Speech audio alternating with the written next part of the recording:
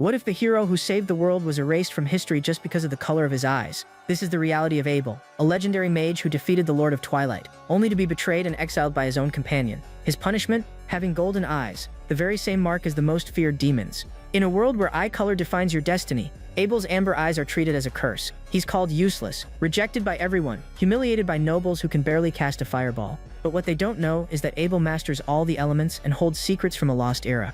Refusing isolation, he uses forbidden reincarnation magic and awakens 200 years in the future. Now, no one recognizes him, and that's exactly how he wants it. He just wants peace, ancient books, and a quiet school life. The problem? His overwhelming power keeps attracting attention, including from some very stubborn girls. Between an unexpected kiss from a beautiful demoness who waited centuries for him and a duchess who only cares about the strong, Abel will realize going unnoticed is impossible. Get ready to witness the most underestimated mage in history make an epic comeback. This story is really good, so leave a like and comment. Golden eyes. The more comments, the faster I bring the continuation. No more stalling. Let's get to the video. A man named Abel stood still with magic swirling around his hand. As the others watched, he unleashed a spell at the enemy. In that moment, the Lord of Twilight, the being who had plunged the world into darkness, was finally defeated by Roy's hero party. Or rather, by Abel himself. Even so, people continued to fear the Twilight. One day, Roy told Abel that his amber eyes no longer had a place in this peaceful world. He then asked Abel to take charge of the party, leaving him completely stunned. In this world, a person's eyes revealed the nature of their magical power.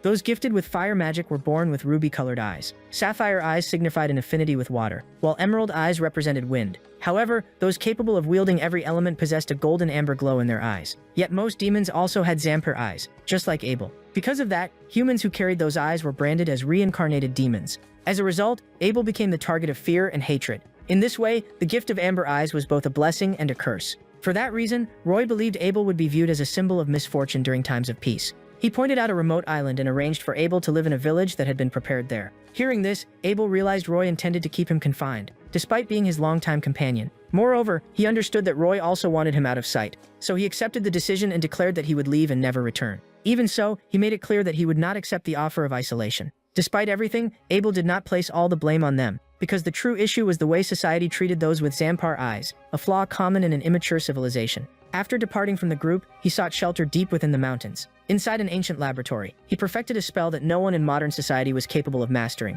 Using that reincarnation magic, he sealed everything inside a magical coffin. He envisioned a future 200 years ahead, a world where magic might accomplish the impossible. In such an age, perhaps people would be more accepting, especially toward those who possessed Zampir eyes. 200 years later, Abel finally emerged from the coffin. Upon awakening, he immediately inspected his body. Soon after, he noticed how easily the coffin crumbled after being left untouched for so long. If his reincarnation spell had truly worked, then 2 centuries must have passed. With that thought in mind, he examined himself and realized his soul now resided in a body resembling his younger self. Although he could have created a more attractive appearance, he still felt attached to the way he had once looked. In this era, there was no one left who knew him, so it hardly mattered. Suddenly, he heard a sound and instantly sensed the presence of a demon. Turning toward the door, he realized the footsteps belonged to a woman. He wondered whether demons had learned how to disguise themselves as humans. Furthermore, they must have become quite skilled, considering the cave was surrounded by protective spells. Because of that, he questioned whether the barrier had weakened over the past 2 centuries. Even so, he had not yet tested the limits of his youthful new body,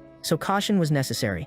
As the door slowly creaked open, he began preparing a surprise attack as a precaution. He considered striking the intruder with his most powerful magic in order to gain the upper hand. When the door opened completely, he started casting the spell, but suddenly noticed something and quickly clenched his fist to cancel the magic. The woman then came into view, yet she remained frozen in shock as she stared at him. Seeing her, Abel began wondering who she could be. Then he noticed her sapphire eyes, the mark of water magic, and questioned whether she was truly human. Without warning, the basket she was carrying slipped from her hands and fell to the ground. She collapsed to her knees, and tears streamed down her face as she called out his name. Then he exclaimed that he had been waiting for that day for a very long time. Hearing this, Abel realized she was not a demon, but he still could not recognize her and began wondering whether he had ever met someone like her before. At that moment, a memory resurfaced. Back then, Roy had questioned whether Abel had lost his mind. Roy pointed out that, even if she was only a child, that girl was still a demon and an enemy. Nevertheless, Abel chose to spare the young demon girl's life. Shortly after defeating the ruler of darkness, he stated that a mere child posed no threat, and that killing her would change nothing. Roy was stunned by that decision, remembering the girl who had cried so desperately back then. He realized she was still crying, though he had never imagined things would come this far. After 200 years, the woman was clearly astonished by his words. B remarked that it had been an incredibly long time since he had last seen her. Hearing that, she began crying once more. She introduced herself as Lilith and said that she had finally found him. For more than a century, she had searched for him, determined to repay the debt of gratitude she owed him. At last, she had discovered the place where he intended to reincarnate. Hearing this, Abel remarked that time had probably weakened the cave's magic. Setting that thought aside, he turned his attention back to her. He observed that her eyes had once carried the same shade as his own. It was widely believed that eye color reflected the color of a person's soul, so he wondered whether she had somehow managed to change her eyes. As he thought about it, he admitted that he had never succeeded in doing such a thing himself. In response, she said it would be quicker to show him. She then raised her hands to her face and removed what she had been wearing. To his surprise, when she opened her eyes again, they revealed their true amber color. Afterward, she showed him the item in her hands and explained that it was called a contact lens. Upon examining it closely, Abel was amazed that such a thin, transparent layer could completely change the color of a person's eyes. After all, this world had endured a long and painful history of discrimination based solely on eye color. Countless conflicts and lost lives had occurred simply because of the color of someone's eyes. The thought that something so simple could have prevented all of that left him speechless. Before he could dwell on it further, Lil took something out of her basket. As she wrapped a scarf around his neck, she mentioned that she had prepared a house nearby. Abel was puzzled by the scarf, so she explained that it was meant to keep him warm because it was cold outside. When they stepped out of the cave, Abel was stunned by the scenery. He saw snow covering the land as far as the eye could see, along with a small village at the foot of the mountain. As they made their way down, he realized just how long Lilith had waited for his return, even though she never expressed it directly. Not long afterward, they arrived at a spacious home furnished with everything one could need. Inside, Abel saw an electric lamp for the first time, along with a private library. Noticing his reaction, Lilith explained that she knew how much he loved reading, so she believed books would be the best way for him to learn about the modern world. That prompted Abel to thank her. Later, while reading, he reflected on how books had been the ultimate luxury 200 years ago. Back then, paper had been expensive and every book had to be copied by hand. Now, however, it seemed that a technological revolution had taken place. People had developed a magical stone capable of transforming into various forms of energy depending on how it was used. Thanks to that breakthrough, civilization had advanced at a remarkable pace. After learning this, he also guessed that the lamps were probably powered by those magical stones. Even so, he wondered why magic alone was no longer enough, and concluded that modern mages had grown lazy. After spending some time reading, the book slipped from his hands when he realized his suspicions had been correct. He discovered that the overall skill level of present-day mages had declined drastically. Furthermore, what was now celebrated as groundbreaking magic had been basic knowledge for children 200 years earlier. Even so, many of those books proudly presented magical formulas riddled with flaws. Anyone who used them as a foundation would create spells full of errors and vulnerable to catastrophic failures. Still, he concluded that while technology had moved forward, magic itself had regressed. But a sudden noise interrupted his thoughts. Listening carefully, he realized it was coming from somewhere inside the house, yet the footsteps did not sound like Lilith's. That made him wonder where she had gone. Suddenly, someone shouted at him and startled him. A boy appeared and confidently assumed that Abel must be Lilith's younger brother. Seeing this, Abel wondered who the boy was and whether he knew Lilith. Without warning, the boy told him to be happy. Then he introduced himself as Ted and proudly announced that Abel would now be under his guidance. Hearing that, Abel wondered whether Ted was trying to make him his disciple. However, he noticed Ted's extravagant clothing and suspected that he might be a noble. Suddenly, he remembered the nearby mansion and wondered if it belonged to Ted. Regardless, Abel had no interest in becoming involved in a master-disciple relationship with him. Even so, Ted refused to give up and enthusiastically continued trying to persuade Abel to become his disciple. As the persistence dragged on, Abel found himself wishing the boy would simply give up. With that in mind, he decided to frighten him away. After calmly closing his book, he told Ted to keep his distance. He then revealed his eyes and asked whether Ted understood what they meant. Ted showed surprise when he saw them, but soon appeared even more confident than before. Abel explained that those eyes were associated with demons, yet Ted merely burst out laughing in amusement. He pointed at Abel's amber eyes while continuing to laugh. He said it was his first time seeing such eyes, and that he was amazed they actually existed. However, that reaction left Abel confused because the boy did not seem frightened at all. At that moment, another person arrived and called out to Ted. When he saw him, he reminded Ted not to enter Lilith's house without permission. As soon as Ted noticed him, he excitedly called him his older brother. He asked his brother to take a look at Abel and remarked that he had never seen such unusual eyes before, leaving Abel bewildered. Suddenly, Biz carefully examined Abel's eyes. Then he recalled that Lily had once mentioned that her extraordinarily talented brother would be living there, though Biz seemed to have expected someone more impressive. Suddenly, Ted declared that amber eyes like Abel's had no affinity for any magical attribute. He claimed that people with such eyes were incapable of using the major branches of magic and were therefore useless. Hearing that statement, Abel was taken aback. In reality, Zampar eyes required an exceptionally long period of training. For the first 10 years, a person could not properly use any magical attribute. After that period, however, they could master every one of them. Although individual talent varied, they were capable of performing top-tier magic across all elements. Even so, people with those eyes had been persecuted throughout history, despite their undeniable and extraordinary potential. Meanwhile, Bez began scolding Ted for taking things too far. He reminded him that a person could still live a meaningful life even without magic. With that, he assured Abel that they could rely on one another and hoped they would get along well. Hearing that,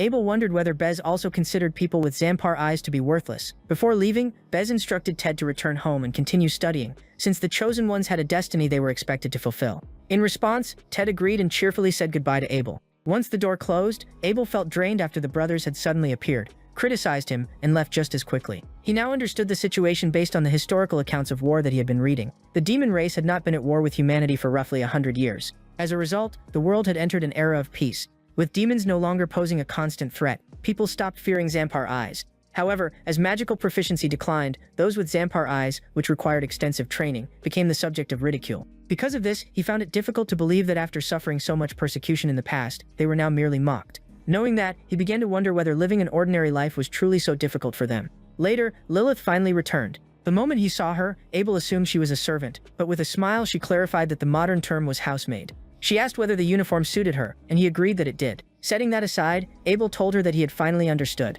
He now realized why she had gone to such lengths to conceal the color of her eyes. He explained that over the course of 2 centuries, Zampar eyes had gone from being a symbol of immense power to something people laughed at. Life had become more difficult for those with Zampar eyes, and perhaps that was why Lilith hid hers behind contact lenses. In response, Lilith explained that the demon race had grown weaker during the last 2 centuries. After the hero's party defeated the Dark Sovereign, humanity continued hunting down the remaining demons. As peace gradually spread across the world, the overall standard of magical ability began to decline. As a consequence, the fear surrounding Amber Eyes vanished, and people forgot that those eyes could become extraordinarily powerful through training. After considering that, Abel asked whether she still held resentment toward humans despite being a demon, but she merely smiled and reminded him of what he had done for her in the past. He had traveled with her in search of a safe place where she could live. He had also taught her magic and shown her how to blend into human society. Then she stepped closer and expressed how deeply she admired him. With a smile, she added that she had a small request if he truly cared about her. Later, while Lilith scrubbed his back, Abel found himself wondering how things had somehow reached this point. Suddenly, she told him that his concern for her made her so happy that she could no longer keep her feelings contained. In response, he asked whether she understood what it meant for them to be sharing a bath together, but she replied that it was amusing to hear such words from someone who looked so young. She then embraced him and added that his words might not carry much authority, but they still made her happy, especially because someone like him acknowledged her as a woman. Seeing that, Abel fell silent. That night, they slept in the same bed. For the first time in 200 years, Abel experienced genuine peace while sleeping. After his reincarnation, Abel gradually settled into a routine. He spent his mornings having breakfast with Lilith and his afternoons in the library studying the modern world. However, every day around noon, someone inevitably barged into the room. That person was Ted, who stubbornly continued calling him Chicken Eyes. Abel assumed the boy simply wanted a friend of the same age to play with, but he had no intention of entertaining him, so he cast an enhancement spell on his leg. Then he leaped out the window, saying he had no time to play children's games. Ted was stunned when he saw it, but soon realized that Abel had landed safely on the roof of a nearby building. He immediately began wondering in disbelief how Abel was able to move like that. Ted had no idea that it was only a tiny fraction of Abel's enhancement magic, yet it was already enough to amaze him. Determined not to be left behind, Ted began casting strengthening magic on himself. Afterward, he also jumped through the window. Watching this, Abel noticed that Ted was at least capable of using basic body enhancement magic. However, his control was poor, and a large amount of raw magic was leaking away. That wasted energy and made his movements highly inefficient. As expected, Ted began to fall and eventually crashed into a nearby bush. Abel quickly climbed down after him and asked whether he was alright. In response, Ted immediately sprang out of the bushes. He then shouted at Abel not to worry and charged toward him. However, Abel simply flew upward to avoid him, causing Ted to slam into a nearby wall. As Ted complained about the pain in his face, Abel remarked that he was surprisingly tough and added that with another 20 years of training, Ted might become a reasonably capable mage. Hearing that, Ted scolded him for failing to act like a proper subordinate, but Abel replied that he had never agreed to such a thing. However, he paused when a thought suddenly crossed his mind. Then he told Ted that if he truly insisted, he would not mind becoming his subordinate. The moment he heard that, Ted became excited, believing that Abel had finally found some motivation. However, Abel immediately clarified that there was a condition. Suddenly, he remembered how Lilith had given him the scarf to protect him from the cold in a village where snow covered the land for half the year. It was a valuable item. Even so, he told Ted that if he could take the scarf before sunset, he would become his subordinate. Ted instantly declared that it would be easy. Without Ted realizing it, Abel had been looking for a way to deal with the constant interruptions to his studies. So he decided to turn the situation into physical training while Ted chased after him. In his view, it would be beneficial for both of them. Before long, Ted was already begging him to slow down. Yet Abel kept jumping higher and farther as he evaluated the average level of magical ability in this era. Meanwhile, Ted was astonished by Abel's movements and genuinely believed he could still keep up with him. He cast enhancement magic on his feet and attempted to leap upward, only to crash straight into a wall. Watching this, Abel became aware of just how vast the gap between their abilities truly was. Ted kept trying to jump and stubbornly continued his attempts to snatch Abel's scarf. As Abel effortlessly avoided him, he found himself genuinely surprised. By now, Ted should have realized how inefficient his physical movements were. Even so, he kept jumping around without using magic and continued chasing him with determination. Seeing him stumble repeatedly, Abel concluded that Ted was no longer handsome and certainly was not the brightest person around. However, he did possess a fair amount of endurance. Even so, he was unbelievably noisy every time he hit the ground. Once again, Ted asked why Abel was not tired, but Abel assumed their training methods had simply been different. When Ted got back on his feet, Abel remarked that sunset was still far away, yet he already looked ready to quit. In response, Ted charged forward again, reaching for the scarf, but his movements were far too slow. Abel sidestepped him with ease. He was moving so sluggishly that Abel merely slapped his hand aside. Eventually, Ted announced that he could not continue and collapsed onto the ground. Observing him, Abel realized that Ted had lasted about 20 minutes longer than expected. He probably carried noble blood. Knowing that Ted possessed at least some basic physical training, Abel decided to return to the library. However, something caught his attention. He glanced toward a nearby window and spotted Bez speaking animatedly with someone. Curious, Abel enhanced his hearing to listen more closely. As their voices became clearer, he heard Lilith saying that she could not be in a relationship with Bez. That immediately surprised Abel. A moment later, he heard Bez asking what was wrong with him. At that point, Abel realized he had accidentally stumbled into a romantic conversation. Even so, he knew that Bez was a proud nobleman who would likely take rejection very badly. Suddenly, Lilith replied that it was not because she was dissatisfied with him. Instead, she revealed that her heart already belonged to someone else. Hearing that, Abel froze. Meanwhile, Bez clenched his teeth in frustration and demanded to know whether the person she loved was Abel. Lilith looked directly toward him and cheerfully answered that it was. Bez heard her clearly and was stunned.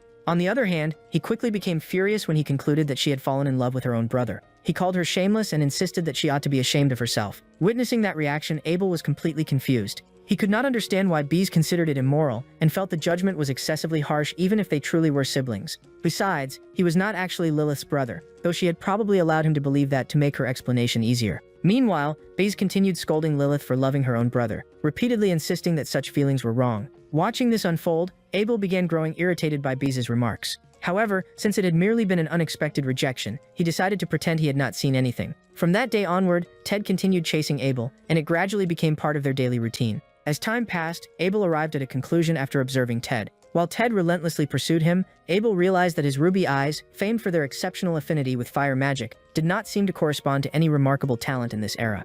Without natural ability, mastering elemental magic became an extremely difficult challenge. As he landed atop a rooftop, Abel thought that perhaps such magic was simply too complicated for someone as straightforward as Ted. Nevertheless, Ted copied his movement and made a high leap of his own. Seeing him imitate the maneuver, Abel confirmed that Ted did possess some aptitude for physical enhancement. Unlike mental-based magic, that discipline relied much more on instinct than logical thinking. As a result, he concluded that this type of magic might suit Ted better because of his simple and direct personality. At that moment, Ted rushed forward again, closing the distance between them. Abel reflected on how much progress Ted had made over the past several days. Even so, he had not forgotten that Bez was nearby and observing Ted's training alongside him. At that moment, Abel grabbed Ted's wrist, while thinking that 2 centuries ago, someone like him would have been considered merely average. Even so, he threw Ted aside. While evaluating his performance, he remarked that he had improved only slightly. Then he kicked Ted's leg and added that an attack with that amount of force would not even bother a fly. As a result, Ted tumbled into the snow and slid across the rooftop. Eventually, he reached the edge of the roof and came to a stop, then stood up in frustration and shouted at Abel. But the moment he took a step, his foot slipped. He lost his balance, and before Abel could react, Ted had already fallen from the roof. He struck the ground hard and immediately grabbed his leg in pain.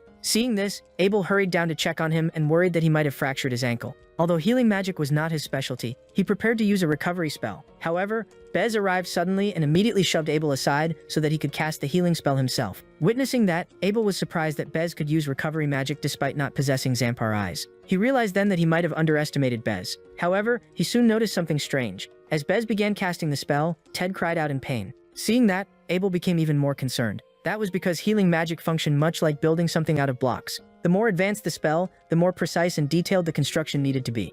Normally, the process started with larger blocks and gradually moved to smaller ones to maintain proper balance. Bez's rushed approach was like placing a massive block on top of a tiny one and simply forcing them together. Bez continued casting the spell. As a result, Ted screamed even louder in pain. Watching this, Abel realized that the treatment could cause nerves and tissues to press dangerously against one another. He then told Bez to take Ted to the infirmary instead of continuing. But Bez immediately snapped that he had not asked for Abel's opinion. He then accused Abel of being responsible for Ted's fall as well. He reminded him that Ted was a noble, the second son of the Lengardia family, while Abel was nothing more than a commoner. By contrast, Abel was merely a country bumpkin with inferior eyes. Because of that, he declared that insulting a noble would not be tolerated. Drawing his sword, Bez announced that Abel would answer for this offense, and that justice would show him no mercy. He proclaimed that the matter could only be settled through a duel. Seeing this, Abel was taken aback. Ted was still injured and clearly in pain, yet Bez seemed completely blinded by his anger. On top of that, a crowd had already begun gathering because of the commotion, and attracting so much attention in the middle of town was unwise. Even so, Abel answered Bez calmly and stated that he would accept the challenge. Hearing that, Bez explained that the duel would be one-on-one and that the first person to surrender would be declared the loser. Taking their age difference into account, Bez offered Abel a handicap. However, Abel declined and told him to begin immediately, which caught Bez off guard. Even so, Abel had no time to waste. After all, he was partly responsible for the situation, and Ted needed proper medical care. With that in mind, he hoped Ted could endure a little longer. Meanwhile, Bez grew even angrier, interpreting Abel's attitude as an insult and wanting to make him regret it. Bez raised his sword and activated a spell called Window. As the attack rushed toward him, Abel dodged swiftly and silently acknowledged that Bez was more capable than he had initially thought. When he saw a nearby tree sliced cleanly in half by the spell, he concluded that Bez's power was average, but his spell construction speed was remarkable. 2 centuries earlier, only Abel had been capable of creating spells that quickly. For that reason, seeing Bez accomplish it without appearing particularly exceptional made Abel suspicious. He began wondering whether the sword itself was responsible and whether it concealed some sort of mechanism. At that moment, Bez asked if it was Abel's first time seeing a regalia. Confused, Abel remained silent. Bez then assumed he came from a backward region and explained that a regalia accelerated spell construction. Thanks to it, he could activate magic at overwhelming speed. Having said that, he swung his sword once more and launched another attack. The spell relentlessly pursued Abel, forcing him to dodge continuously. Observing carefully, Abel realized that a magical power source had been embedded within the sword. Even so, in his eyes, it was nothing more than an expensive toy. Suddenly, Bez began unleashing a rapid barrage of attacks to display his strength. Nevertheless, Abel avoided every single one with ease. He found the whole situation ridiculous because he had no time to waste on such nonsense. Growing irritated, he decided to stop one of the attacks with his bare hand. Witnessing that, Bez was completely stunned. Meanwhile, Abel concluded that regalias had accelerated the decline of modern magical skill. The tool was so convenient that mages had come to believe there was no longer any need to learn how to construct spells from scratch. As a result, in a world without demons, such thinking might not be dangerous, but Abel realized that regalias had robbed mages of their ability to think critically. Even so, since Bez had helped him test his theory, Abel felt it was only fair to demonstrate the difference in strength between them. Confused, Bez asked what he meant by showing true power. Abel's eyes began to shine. Magic gathered in his hands as he cast a far more powerful version of Window. The completed spell shot toward Bez, who attempted to block it but was blasted backward. Even so, it was obvious that Abel had merely added flashy effects to emphasize the difference in skill between them, and had been holding back the entire time. On the other hand, Bez could not accept the fact that he had been defeated by a commoner with inferior eyes. Before he could finish speaking, however, someone suddenly appeared. Lilith kicked him squarely in the face with enough force to slam him into the ground. She then calmly stated that she might have overlooked it if only she had been insulted, but she would never forgive anyone who insulted Abel. Turning toward Bez, she asked whether he truly valued his own life. Seeing this, Bez could hardly believe what he was hearing from Lilith. Meanwhile, Abel was clearly worried about her. Later that night, the doctor informed Ted that a complete recovery would take approximately 6 months. He acknowledged that Ted wanted to get back to playing as soon as possible, but advised him to be patient. After the door closed, Ted began wondering whether it would really take that long to heal. Without his knowledge, Abel was standing outside the window. After thinking it over for a moment, Abel cast a teleportation spell and entered Ted's room. Once inside, he recalled that he had originally decided to leave the treatment to the town's doctors. That was because he wanted to evaluate their medical abilities. However, 6 months was far too long, so he began treating Ted with healing magic himself. As he worked, he removed the lingering effects of the poorly executed spell Bez had used. He also realigned the bone structure through exceptionally precise reinforcement magic. While carrying out the treatment, Abel reflected that he should have prevented Ted's fall from the beginning. Feeling responsible, he quietly whispered an apology to the sleeping Ted. The following day, Abel left the house but was surprised to find Bez waiting outside. Slightly confused, he casually addressed him by name, but Bez immediately corrected him and insisted that he should say Lord Bez, since he was only a commoner. Without warning, Bez was struck on the head.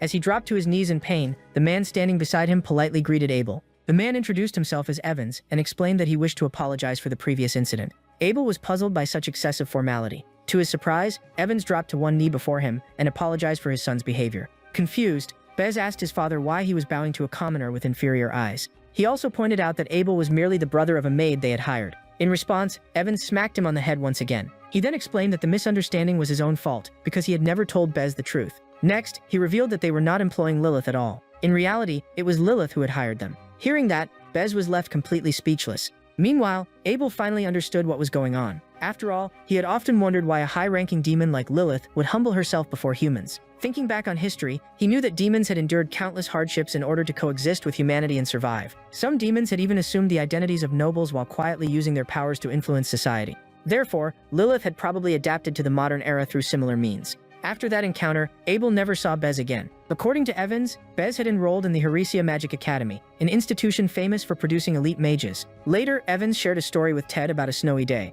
On that day, he had gone hunting in the forest and was attacked by a monster. It was Lilith who saved him. Using her magic, she defeated the beast. At the time, he considered himself incredibly fortunate. From that day onward, she had supported their family, serving both as a kind neighbor and as a guide through life. The word guide caught Ted's attention, so Evans encouraged him to continue getting along with them, and Ted eagerly agreed. That was because he had already come to regard Abel as a close friend. He also remembered how his leg had been healed and felt that he owed Abel both an apology and his gratitude. Later, Ted barged into Abel's house once again, but this time he started calling him master and asked to become his disciple once more. In response, Abel asked where that sudden talk of being a master had come from. Even so, from that day onward, he gradually became accustomed to Ted's presence and slowly adjusted to life in that world with Lilith by his side. The days passed peacefully. 2 years later, near Abel's house, Ted was practicing a fire spell known as Flaming Sphere and launched it at a target with steady control. Watching him, Abel noticed how much Ted had improved. Pleased with himself, Ted said that his progress would give him an advantage in the entrance examination the following day. He then excitedly asked whether Abel would be taking the Magic Academy exam alongside him. However, Abel turned to Lilith and asked whether taking the Academy exam was really necessary. After all, 2 centuries ago he had been known as a genius unlike any other. With that in mind, he looked at Lilith and questioned why he should attend an academy now. In response, she answered his question with one of her own and asked what he intended to do if he chose not to enroll. Abel replied that he planned to travel the world again as an adventurer. However, Lilith explained that the adventurer profession had been abolished 10 years earlier. In the past, adventurers hunted demons and sold their remains to the guild. But because the demon population had declined so dramatically, the profession had eventually become obsolete. Knowing that he still wished to pursue magic, she explained that doing so would be nearly impossible without graduating from an academy. Hearing that, Abel found it difficult to accept, since no one could teach him magic better than he had taught himself centuries earlier. Suddenly, Lilith asked whether he would rather rely on her instead, adding that she would be happy to support him. Faced with that suggestion, Abel asked her to stop and reluctantly agreed to take the examination. Later, at the academy gates, Abel tried to remain positive and viewed the experience as an opportunity to broaden his horizons. He had already arrived at Asura Academy, located in the capital of Midgard. As they entered, he overheard several students commenting on the fact that his uniform lacked a family crest. Then someone remarked that he must be the student with inferior eyes they had heard rumors about and that the academy's standards must have declined. When he heard them saying that commoners belonged in the fields, Abel realized they were students based on the uniforms they wore. He also heard them claim that he had probably gained admission thanks to the donations of some wealthy family. They were convinced he had taken a shortcut. They confidently predicted that he would fail. Abel merely thought that the nobles still lacked refinement. On the other hand, Ted could not believe that people were judging someone based on eye color, although Abel knew Ted himself had once done exactly that. Suddenly, the two stopped when they heard someone scolding those students for their behavior. When they turned around, they saw a girl criticizing the group for insulting a commoner. She also stated that such conduct was disgraceful, even by noble standards. At that moment, Abel's attention was drawn to the crest on her uniform. It looked strangely familiar, although he could not remember where he had seen it before. Suddenly, one of the students rudely demanded to know who she was. The girl introduced herself as Melissa.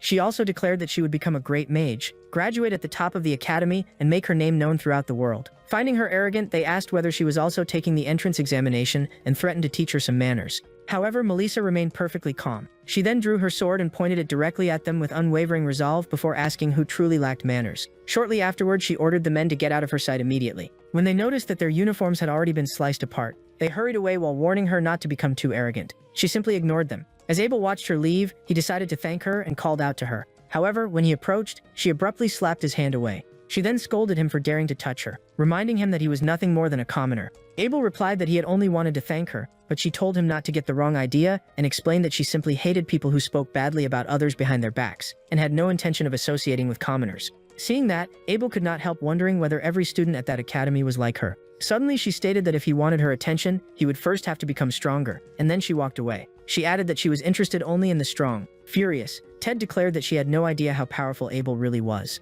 Although Abel had not expected to encounter a girl with such a forceful personality, there was something oddly familiar about her face. Later, the entrance examination began. The test consisted of 2 sections, a written portion and a practical portion, each worth 100 points, for a total of 200. The written exam covered general knowledge, magical language, and magical engineering. As he worked through the questions, Abel realized that the general knowledge section had barely changed in 200 years, and was far too easy to fail. The magical language section was even simpler, to the point that he yawned while answering it. However, the final portion on magical engineering proved far more demanding. When he reached the 12th question concerning God's final theorem, he noticed a dramatic increase in difficulty. He thought that achieving a perfect score might be difficult. Unfortunately for the exam creators, he was the very person who had established God's final theorem. Later in the academy courtyard, the examiner instructed the candidates to use their regalias for the practical test. She then told them to select a regalia that matched the color of their eyes. Seeing this, Ted was visibly excited. While Ted chose his own, Abel reflected on the instruction to pick one that corresponded to eye color. However, since there was no regalia designed for Zampar eyes, he selected a red one-handed sword instead.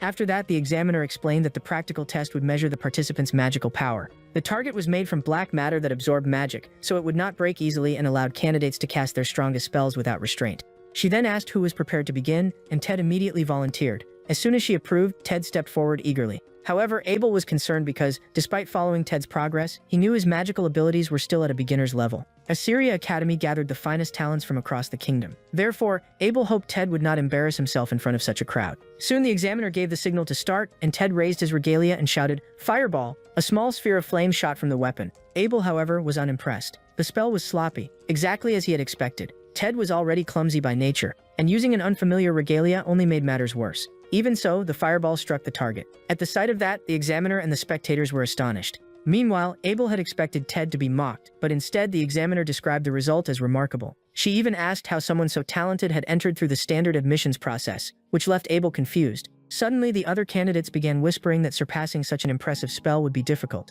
That was when Abel realized that in this era, even a simple spell like Ted's was considered worthy of praise. Soon the remaining students took their turns, casting spells such as Windy Edge and Icy Needle. Watching them, Abel felt as though he were observing children at play. Finally, the examiner called the last name and asked whether Abel would take the test. Hearing that, he realized she also believed that people with Zampar eyes could barely use magic, and that her polite smile was merely a disguise for pity. Thinking about that, he wondered how much longer he would have to endure such treatment. At that moment, Ted shouted that Abel would be next and would demonstrate incredible magic. Although slightly surprised, Abel agreed. After stepping forward, he received the signal to begin from the examiner. As he stood there motionless, he started weighing his options.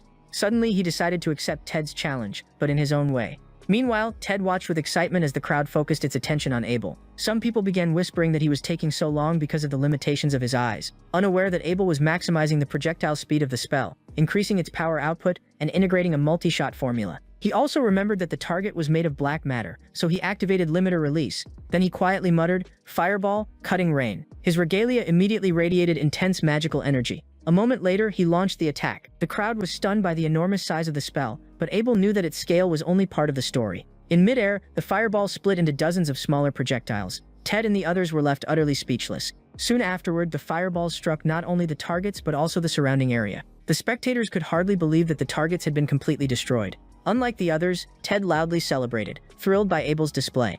Meanwhile, Abel realized that he had overdone it, since the entire testing area had been transformed into a devastated wasteland. Even so, he felt satisfied because that demonstration might finally put an end to the prejudice surrounding Zampar eyes. Elsewhere in another section of the examination grounds, Melissa swung her sword while casting a spell called Flame Blade. Her attack struck the target with tremendous force, causing visible cracks to spread across its surface. The examiner and the surrounding candidates were shocked to see black matter damaged in such a way. Even so, Melissa did not seem impressed. She questioned whether the Academy's facilities were truly of a high standard, since everyone appeared so easily amazed. Suddenly, she noticed another examiner approaching Professor Fidelia. Abel sharpened her hearing and overheard a conversation about a black matter target that had been destroyed by a candidate with Zampar eyes. Hearing that, she was visibly surprised and immediately thought about the Zampar-eyed candidate. She wondered if they were referring to the commoner she had met earlier. A slow smile spread across her face as she realized things were becoming interesting. Meanwhile, Ted strode proudly through the hallway, delighted that he had achieved the same score as Abel. He kept bragging about it, but Abel knew their scores matched only because they had both reached the maximum possible mark. Soon, Ted brought him to the waiting room reserved for candidates with perfect scores. Inside, the other examiners were already seated.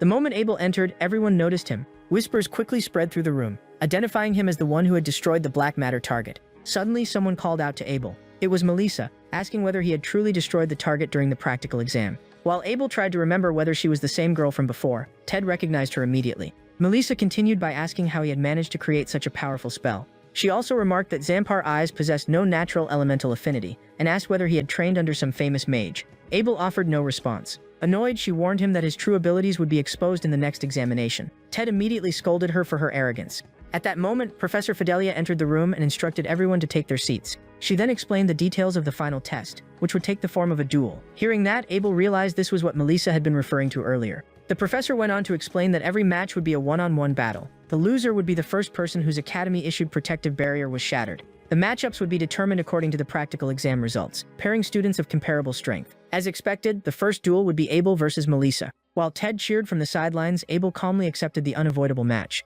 Melissa wasted no time and ordered him to draw his weapon. Noticing her enthusiasm, Abel concluded that nobles of this era truly enjoyed duels. He stated that he would not be using a weapon because he lacked combat experience with Regalius. Upon hearing that, Melissa understood that he intended to fight using conventional magic. Even so, she drew her sword and charged forward, demanding that he show his real strength. As she rushed toward him, Abel realized that she was fast. That surprised him because despite the overall decline in magical skill over the centuries, someone like her still existed. In response, he reinforced his body with magic and effortlessly evaded her attack. Melissa was startled by his speed. Meanwhile, Ted continued cheering enthusiastically. Growing more serious, Melissa cloaked her sword in flames. She then struck with Flame Blade. Seeing the attack approaching, Abel responded by casting his own version of Flame Blade. An even larger wave of fire surged toward Melissa. She was clearly shocked by what she saw. Moments later, the two attacks collided and triggered a massive explosion. Ted was astonished to witness the spells crashing into each other.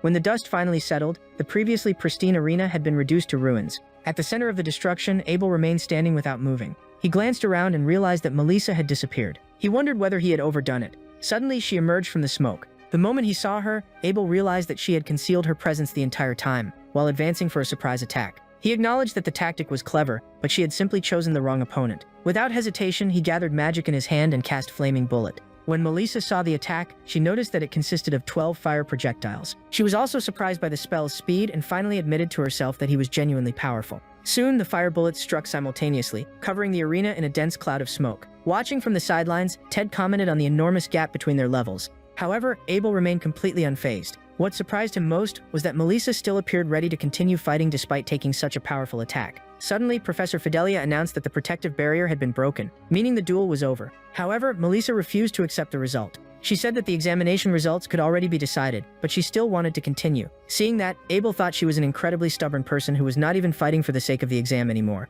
When she raised her sword once again, he sensed her determination to prove her strength according to her own beliefs. Melissa declared that she would prove she was strong. Seeing that, Abel asked why she was so obsessed with strength during an age of peace. Unlike 200 years ago, people no longer needed power simply to survive. Melissa immediately disagreed, arguing that the peace they enjoyed was nothing more than an illusion. Furthermore, she believed that an entire century without conflict was simply too good to be true. For that reason, she argued that treaties could never guarantee lasting peace, and that the reincarnation of the Demon King's soul remained a threat. She also pointed out that the neighboring nation of Kedia had been quietly strengthening its military, and that monsters might still be lurking elsewhere. Because of that, she refused to grow complacent in what she considered a false peace, and was determined to become stronger. Throwing her sword aside, she shouted that she would also rebuild the house that had raised her. In response, Abel turned to look at her. Melissa then began channeling her flame-based physical enhancement magic, and wrapped herself in fire.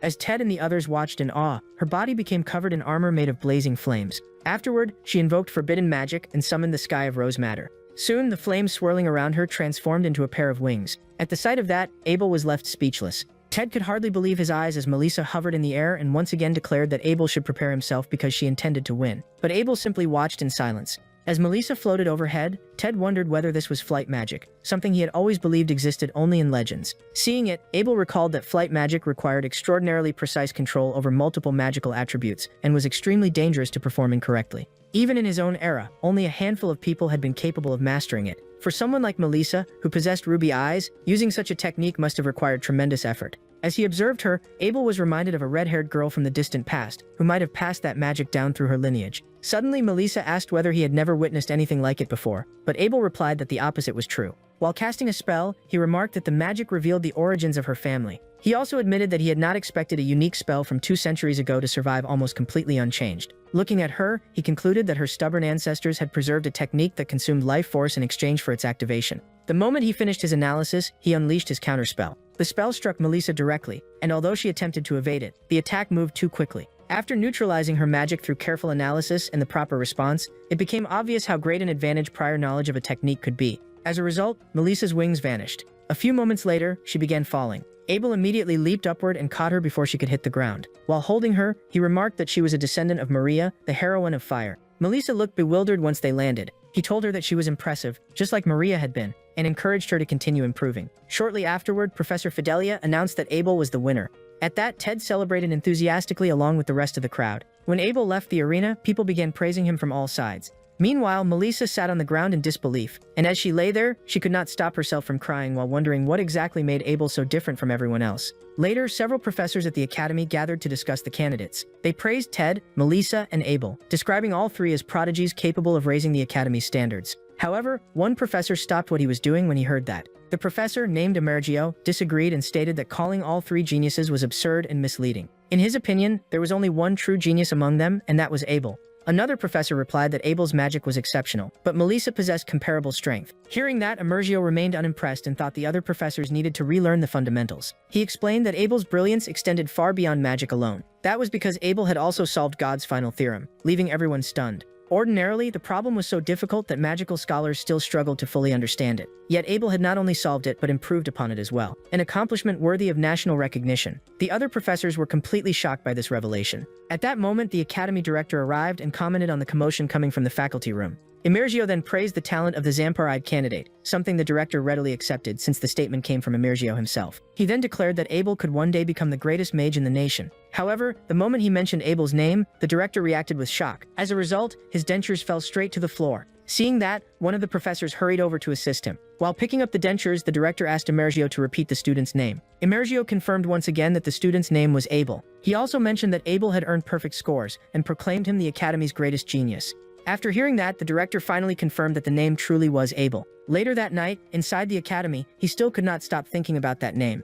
So he made his way to a secret chamber guarded by a knight statue. Using magic, he cast a spell on the statue's sword. In response, a hidden door behind it slowly opened. Beyond it stood another door, which he quickly passed through. As soon as he entered, the door closed behind him. He then approached a nearby cabinet and opened it, remembering that he had stored something important there. Soon, a sealed letter appeared before him. He untied the cord and opened it immediately.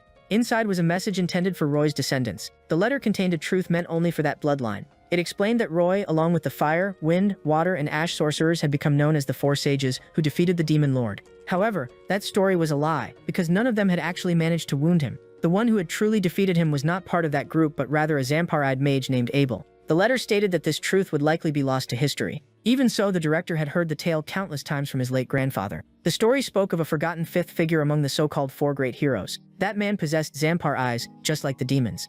Despite his immense power, he suffered persecution and was erased from the historical record. Even so, the director found it difficult to believe that anyone could survive for 200 years. On the other hand, dismissing the matter as a simple coincidence also seemed unwise. For that reason, he decided to personally evaluate Abel's abilities. The following day, Abel was calmly enjoying a drink at a cafe in the capital. Suddenly, Ted burst through the door, excitedly announcing that the results had finally been released. He proudly showed Abel that he had passed. Then he offered Abel his own results and asked whether he wanted to see them. But Abel replied that there was no need, since he already knew he had passed. Ted looked confused and pointed out that the envelope had already been opened and that he had looked inside before Abel. Embarrassed, Ted admitted that he had peeked at Abel's torn-open results letter, and Abel replied that Ted would never hear from him again. Changing the subject, Abel closed his book and asked about the person standing behind Ted. At that, Elisa awkwardly tried to hide, though her head remained completely visible. She then stepped forward and pretended she had only just recognized them from the previous day. Claiming the encounter was pure coincidence, she was immediately exposed by Ted, who asked whether she had come there for tea.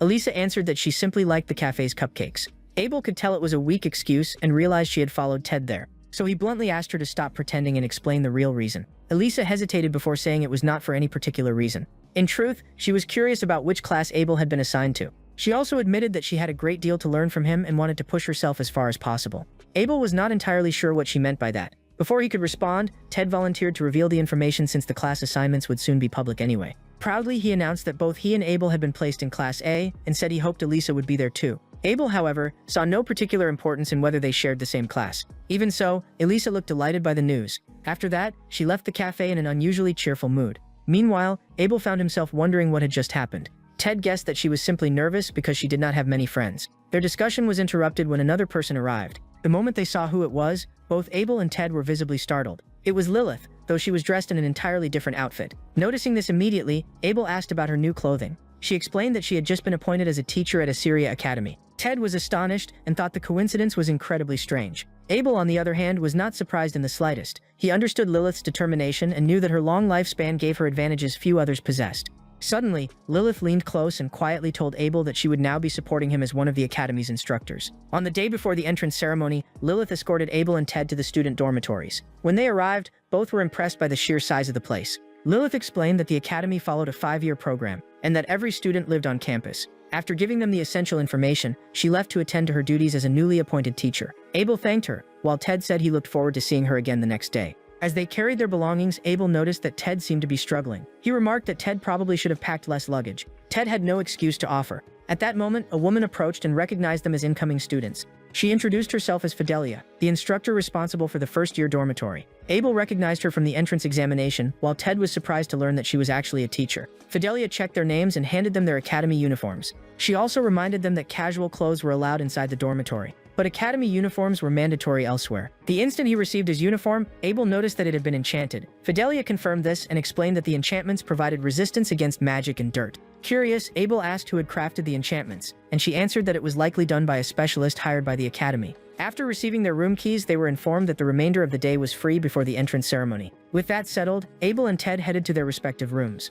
Once inside, Abel continued carefully examining the uniform. Seeing this, Ted asked whether he was really that interested in it. Abel explained that enchanting items was traditionally the specialty of black-eyed mages, who excelled at improving the properties of objects such as uniforms. However, he judged the enchantments on the uniform to be only third-rate and a waste of high-quality materials. Because of that, he decided to redo the enchantments himself. With that in mind, he asked Ted to hand over his uniform as well. After modifying the enchantments, Ted tried the uniform on again and immediately noticed that it felt much lighter. Seeing the result, Abel concluded that the base materials were excellent, which made the improvements easier to implement. He then began working on his own uniform. At that moment, Ted gathered his belongings and proudly announced that he was about to begin his manju diplomacy. Abel looked puzzled until Ted revealed a box filled with Langard's local specialty, snowball manju. Only then did Abel finally understand why Ted had brought so much luggage. After taking a bite himself, Ted insisted that Abel try one too. Abel remarked that he had lived in Langard for more than 2 years, and that the supposedly famous sweet was merely average. Nevertheless, Ted remained determined to hand them out to the neighboring students.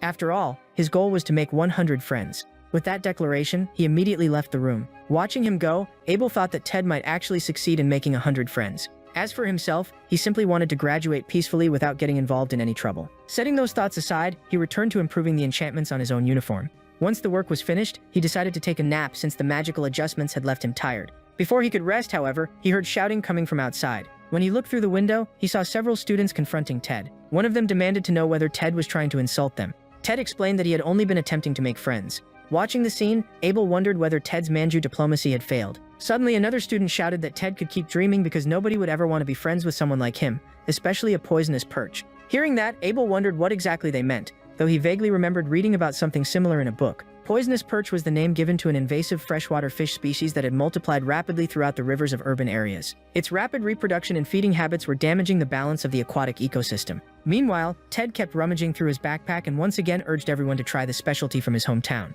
However, one of the students slapped his hand away, knocking the sweet onto the ground and telling him to shut up. Even with the food scattered across the floor, they continued mocking Ted by calling him a poisonous perch. Ted stared at the fallen manju with a disappointed expression.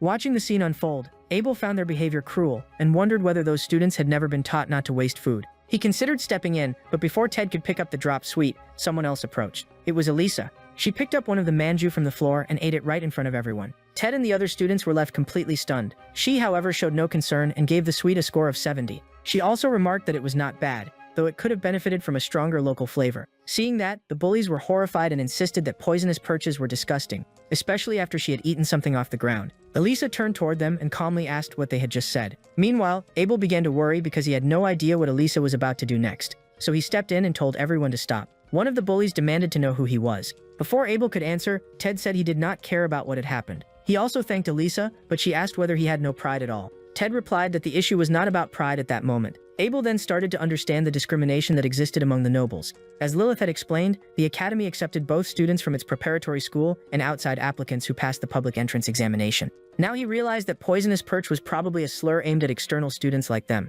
Suddenly, the bullies heard Ted call Abel his master and began wondering whether the amber-eyed boy they had seen earlier was the same master he always talked about. However, they insisted that someone with eyes like those could never be a master. Seeing this, Elisa ordered them to stop. Ted also shouted that they should not insult his master. At that moment, Elisa, the bullies, and even Abel were left speechless. Without warning, Ted grabbed one of the bullies by the collar and demanded an apology. The leader of the group ordered him to let go and called him disgusting. At that moment, Ted remembered how he had once mocked Abel's eyes in the past. He had even called them chick eyes. Recalling that memory filled him with frustration toward himself. Even so, he stood his ground and continued calling Abel his master. Confused, Abel waited to hear what Ted would say next. Meanwhile, the leader of the bullies kept ordering Ted to release him. Another student tried pulling Ted back, but he would not budge. That was when Abel and Elisa noticed something unusual. Suddenly, the section of Ted's uniform being grabbed began to glow. An instant later, a burst of magical force erupted, startling Elisa. The leader of the bullies and his companions were thrown to the ground, dazed and confused. The leader demanded to know what had just happened, but Ted seemed equally clueless.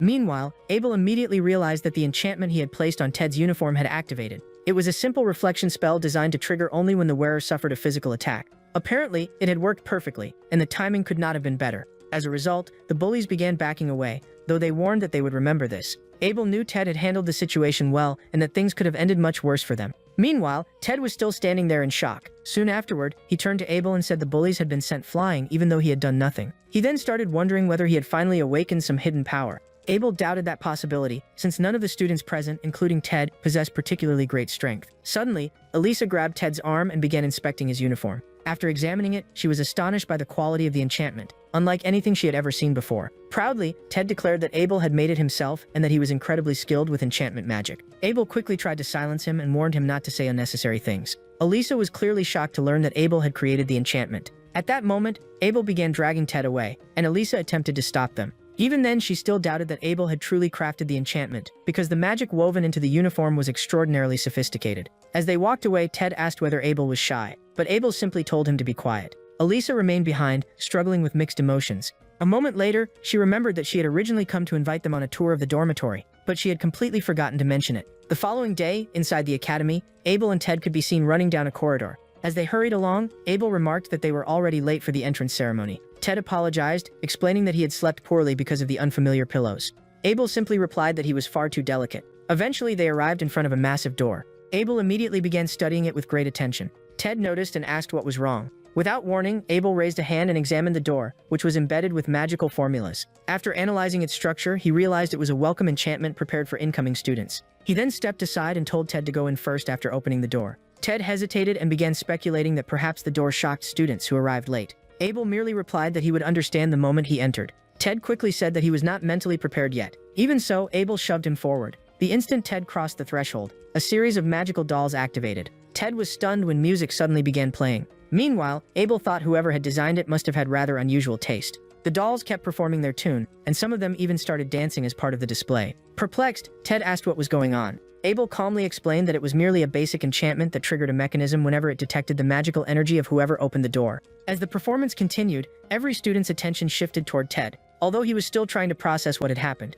he overheard people saying he had activated the Rare Knight's March and calling him a prodigy. Meanwhile, Elisa watched everything without saying a word. Abel, on the other hand, admired the design and thought it was a refined way to welcome new magicians. Nearby, several students praised Ted and assumed Abel was merely his attendant because of his eyes.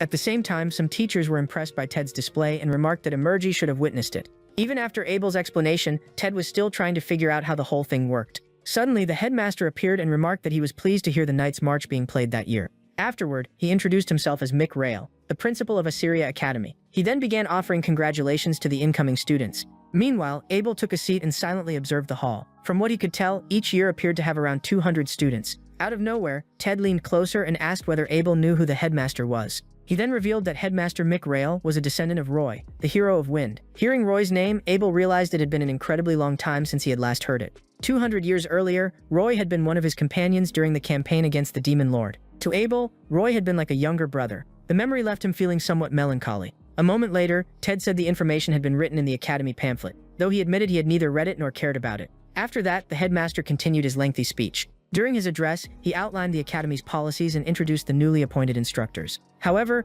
Abel found the entire presentation dull and unnecessary. Once the ceremony ended, Abel and Ted began searching for Class A's assigned classroom as they walked through the academy. Ted commented that Abel seemed distracted. Abel denied it, but his expression shifted when he suddenly sensed something unusual. Noticing this, Ted asked what was wrong. Abel turned around and felt an unfamiliar gaze fixed on him. However, it was not coming from a person but from a regalia. Realizing this, he briefly wondered whether someone had uncovered his true identity. But the energy felt far too weak to belong to a human. He therefore concluded that someone was spying through a regalia. Meanwhile, inside the classroom, a student asked the leader of the bullies whether Ted had really been the one who defeated him. The question irritated him immediately. Even so, he denied it, and explained that it had been the enchantment that sent them flying, though the girl refused to believe him. Nearby, Elisa listened to the conversation and also brought up the magical doors Ted had activated. At that moment, Ted entered the classroom. As a result, the entire room fell silent. Sensing the sudden change in atmosphere, Ted became uncomfortable, but Abel told him that such reactions were perfectly normal. Across the room, Emerson and the other bullies continued staring at the pair. Not long afterward, another person entered the classroom. The girl seated beside Elisa looked surprised, and after the man placed his book on the desk and yawned, she exclaimed that he was Professor Emerson. Seeing her reaction, he confirmed that she was correct. Ted was equally shocked to see him. Abel asked whether Emerson was famous, and Ted immediately nodded. Ted explained that Emerson was an executive candidate of Kronos, and the strongest mage of the modern era. Hearing that, Abel remembered that Emerson's name appeared frequently in contemporary books on magical engineering. After observing him more carefully, he admitted that Emerson did indeed seem competent by the standards of this age. Suddenly, Ted mentioned that Emerson had been the creator of the magical engineering section of the entrance examination. That explained why the test had been so difficult. After a while, Emerson skipped attendance entirely and introduced himself as the homeroom teacher. Abel noticed that Emerson's hair was messy and his shirt was untucked, giving him a rather careless appearance. Even so, Abel thought that exceptionally talented mages often had eccentric habits. Suddenly, a student asked whether it was true that Emerson was usually too absorbed in research to bother teaching. Emerson admitted that he focused far more on research and only maintained his teaching position because it helped secure government funding. Hearing that, the girl asked why he had agreed to become their homeroom teacher. In response, he revealed that there was something in that class he wanted to investigate personally. As he spoke, his eyes settled directly on Abel. Abel noticed the stare and realized it was the same one he had felt earlier. However, Emerson added that his reason was a secret, and Abel offered no reply. After that, Abel's school life began in earnest. He attended classes during the day. After school, he spent time reading in the library before returning to the dormitory to bathe. He would then spend the evening reading again until it was time to sleep. Occasionally, he exchanged a few brief words with Lilith, and together these habits formed a peaceful routine. The real problem, however, was the classes themselves. He found them unbearably tedious. By contrast, Ted clearly struggled to keep up with the advanced material. As for Abel, he regarded most lessons as pointless and used the time to pursue his own research. After all he needed to make progress was paper and a pen. But at that moment, the teacher noticed that his attention had wandered and called him up to solve a problem on the board. Deep down, the teacher viewed his amber eyes as inferior and considered it arrogant that he was ignoring the lesson. Realizing he had been caught not paying attention, Abel stood up anyway, recognizing it as little more than an attempt to embarrass him in front of the class. As he walked to the board, he quickly reviewed the teacher's rushed explanation and remarked that his approach might differ. He then began writing on the board. He arranged the solution in a way that would be easier for the students to follow. Afterward, he demonstrated how the magical formula could be simplified through several shortcuts. Seeing this, both the teacher and the students were visibly astonished. Meanwhile, Abel admitted that he had not been listening, but added that he preferred lessons that genuinely helped students understand the material. The teacher clenched his jaw as he praised Abel and told him to return to his seat. As Abel turned around to go back, someone quietly muttered the word show off. That person disliked both Ted and Abel, believing that studying was meaningless without magical talent. Even so, Abel simply sat back down and paid no attention to the remark. Afterward, he headed to one of the Academy's 5 libraries. The main library held an enormous collection of books, but it was always crowded. Because of that, he only borrowed books from there. He would then read them in the smaller libraries instead. At that moment, someone called out to him. Looking up, he saw Elisa, who mentioned that he studied there as well. Abel was somewhat surprised to find her in the library, but she explained that she could focus better there. She then asked about his homework, and he casually replied that he usually finished it quickly in his room. After that, the two continued studying in silence. Suddenly, Elisa stopped writing and was clearly struggling with something. Abel then suggested that she divide the problem into 2 separate formulas. Seeing that he had returned to reading, she remained quiet. After some time, she called to him again, showed him her notebook, and asked whether her solution was correct. After checking it, Abel realized that she learned faster and understood things better than Ted. Later, outside, Elisa thanked him for the explanation and said it had been easy to follow. She then asked whether he always spent his free time reading in the library. That prompted Abel to ask whether she found it strange. She replied that she did not. Even so, she wondered whether he ever went out anywhere. After all, they lived in a city filled with things that could not be found inside the academy. She then began listing restaurants, fruits, and sweets. Abel pointed out that everything she had mentioned was food. In response, she quickly added places such as secondhand bookstores, which immediately caught his interest. Noticing that reaction, Elisa explained that those shops often carried rare books at low prices. Hearing that, Abel realized he would genuinely enjoy visiting bookstores from this era. She then invited him to go out on a day off as a way of thanking him for helping her. Abel replied that he had no objections. That answer brought a smile to her face. However, someone interrupted them at that moment. Nearby, the bullies mocked Abel for getting along so well with Elisa. Recognizing them, Abel calmly asked whether they needed something. However, the group's leader told him not to act superior when he was merely an external student. He then questioned how someone with inferior eyes had been accepted at all, implying that bribery must have been involved. With that in mind, the leader suggested that Abel retake the entrance examination. After all, he felt confident since Ted was not there to protect him. Meanwhile, Elisa looked surprised when the bully drew out his regalia. Abel, however, remained calm and asked why they hated external students so much. Hearing that, the leader became furious and shouted that external students were not equal to them, even if they had passed the same exam. According to him, internal students had spent years studying, while outsiders simply appeared and behaved as though they belonged there. The thought made him furious. However, Abel realized that their anger was rooted in pride. So he agreed to the challenge, but first dropped his bag to the ground and walked past them, mocking the poor equipment they used in battle. Seeing this, the leader was shocked to discover that his regalia had vanished, along with everyone else's. Elisa was equally surprised and asked when Abel had taken them. Abel inspected the regalias and asked whether they ever bothered maintaining them. He also remarked that the materials had deteriorated badly, creating magical distortions. Afterward, he handed the regalias back and advised them to take better care of their equipment if they wanted to become mages. Once the leader retrieved his regalia, Abel asked Elisa to pick up his bag so they could leave. Meanwhile, the leader stood there trembling with frustration. He gripped his regalia tightly and shouted that Abel should not get so full of himself. He then declared that he would humiliate him. He also warned Abel to pay close attention during the following day's class. Seeing that reaction, Abel remained silent, wondering whether they were still planning something. The next day, Ted was overflowing with excitement because it was finally the day of physical training. Watching him, Abel thought Ted was being a bit excessive, though he understood the enthusiasm. After all, physical training classes were held only once each week. Suddenly, someone arrived and announced that everyone had gathered. He introduced himself as Cantor, the physical education instructor, and remarked that students from the preparatory division might already know him. After that, he announced that they would be playing Huns, which excited most of the class. Ted, however, had no idea what that meant. Cantor then began explaining the rules of the Hunter game, but the leader of the bullies interrupted, saying they already knew how it worked. In response, Cantor replied that they did not fully understand the game. He then explained that the class would be adjusted so that even students unfamiliar with it, or those unable to participate normally, could still understand the rules. Hearing that, the leader commented that external students always required extra effort. Both Ted and Elisa looked surprised by the remark. Even so, Elisa remained unconcerned and declared that external students like them would defeat the others. But Ted asked her to simply enjoy the class. While Abel knew that dealing with defeat later would be much harder for him, Cantor announced that he would divide the students into teams by calling out names. As the others quickly formed groups, Abel waited patiently. Eventually, his team was assigned. Meanwhile, Ted was delighted to find himself on the same team as Abel. However, Elisa called Ted and Abel careless, which left him confused. After she confirmed that he truly had not noticed, Abel realized that Team D consisted entirely of external students. It seemed they had been singled out, which finally made Ted understand. Suddenly, one girl admitted that she was bad at sports, while the boy with glasses said he preferred intellectual activities. The other two claimed they were decent enough, though Abel had his doubts. Even so, Elisa assured them she would support the team, but the girl remarked that the internal students seemed to look down on them. In response, Elisa stated that nobody would be able to cheat, so they would compete fairly and prove everyone wrong. While the group tried to stay positive, Abel suspected their opponents might not play honestly. Suddenly, the leader of the bullies whispered for him to enjoy the game. He also promised to make up for what had happened the previous day. Hearing that, Abel noticed Cantor smiling nearby as well. That made him suspect that even the teacher was involved. After some time, Cantor announced the match between Team B and Team D. He explained that in Hunter, Team B would act as the shooters, consisting of 3 players, the bullies themselves. Meanwhile, Team D would play the role of the rabbits. Each side would have 5 minutes to attack during its turn. The shooters would use a glove-shaped regalia capable of firing projectiles at the rabbits. There were 3 types of projectiles: the spear type, which was the fastest, the balanced sphere type, and the disc type, which was easier to control. The shooter's objective was to hit the rabbits and knock them out. The rabbits' goal was simply to avoid being struck. Whichever team had the most surviving members would win. After hearing the rules, Ted realized it was similar to Kimata, except the players were divided into attackers and defenders. Meanwhile, Abel watched Ted dodge a shot fired from behind and was not surprised by his agility. He also suspected that Ted had reacted to the air vibrations caused by the projectile. Shortly afterward, the boy with glasses was hit. Seeing that, Abel realized he was out of the game. As he continued dodging, Abel reflected that attributeless magic might be weaker and non-lethal, but it was still magic nonetheless.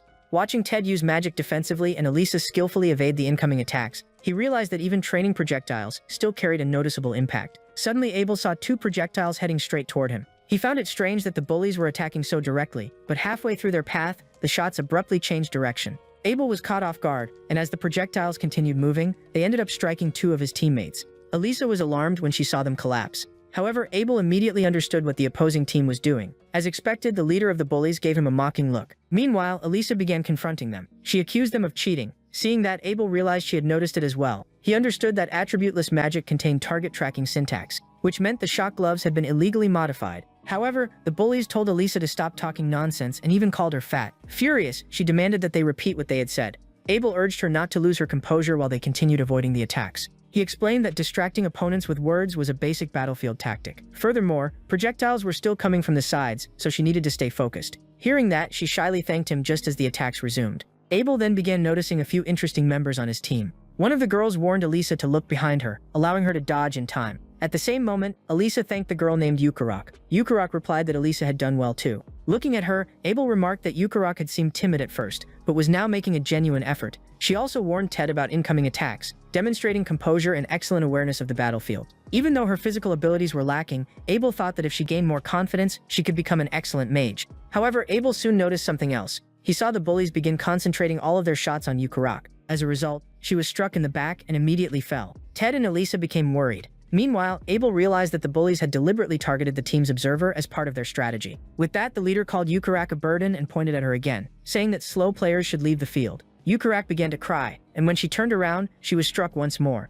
Seeing that, Elisa and Ted were shocked. Enraged, Elisa questioned their behavior, but the bullies asked what exactly she meant. Even so, they kept firing while insisting they were simply eliminating a weak player. Seeing this, Ted tried to stop them, but Yukarok had already been hit again and was groaning in pain. When Ted tried to move closer, Elisa stepped in front of Yukarok and demanded that they stop, pointing out that Yukarok had already been eliminated. She also argued that attacking someone who was already down was unacceptable, but the leader denied that she had been knocked out. Because of that, they kept firing, insisting that she was still an active player. With her attention diverted, Elisa left herself exposed and was struck as well. Seeing Elisa go down, Ted shouted her name. Meanwhile, Abel noticed that one of Elisa's weaknesses was allowing her emotions to control her actions. Suddenly, Ted raised his hand to get the instructor's attention. He protested that the hit should not count, but before anything could be done, he was struck too. As he fell, Elisa called out to him. Watching the scene unfold, Abel quietly remarked that people often end up suffering from the very things they try to do to others. At that moment, the bully leader declared that outside students were worthless and should return to wherever they had come from. Hearing that, both Elisa and Ted burned with anger, while Yukarok continued crying. Yet only a short time had passed since the match began,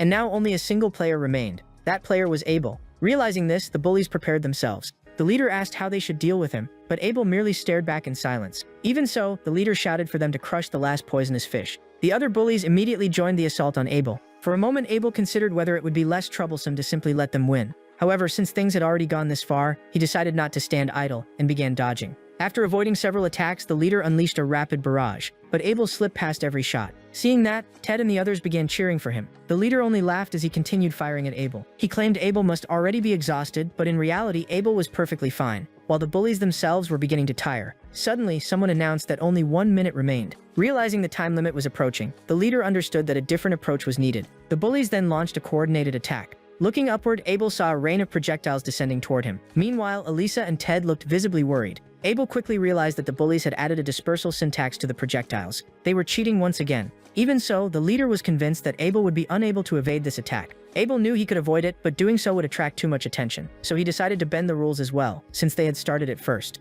Immediately, he activated his magic, authorized the spell, and quietly uttered a counter-magic incantation.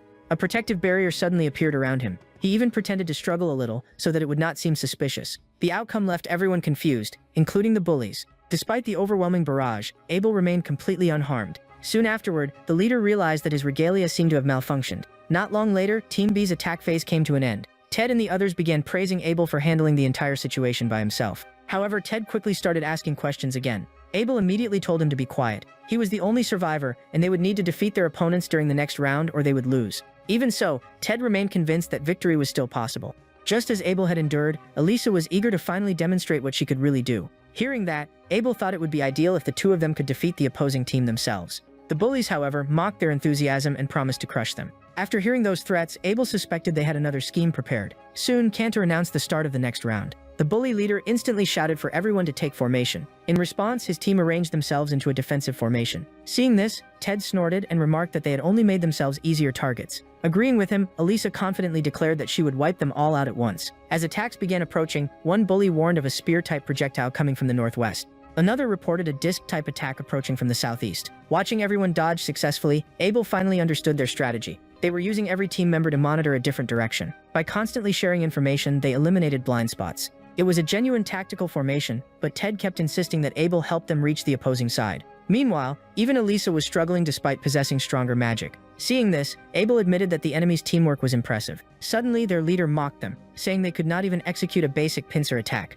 At that point, Abel called Ted over and asked him to come closer, leaving Ted confused. Abel explained that Elisa was beginning to run out of stamina and that Ted would be the key piece of the plan. Afterward, the two quickly discussed their strategy in whispers. Then they turned their attention back to the opposing team. A determined look soon appeared in Ted's eyes. He raised his hand and began casting holy spears. Meanwhile, the opposing team watched in puzzled silence. Even so, Ted remained motionless, continuing his lengthy chant.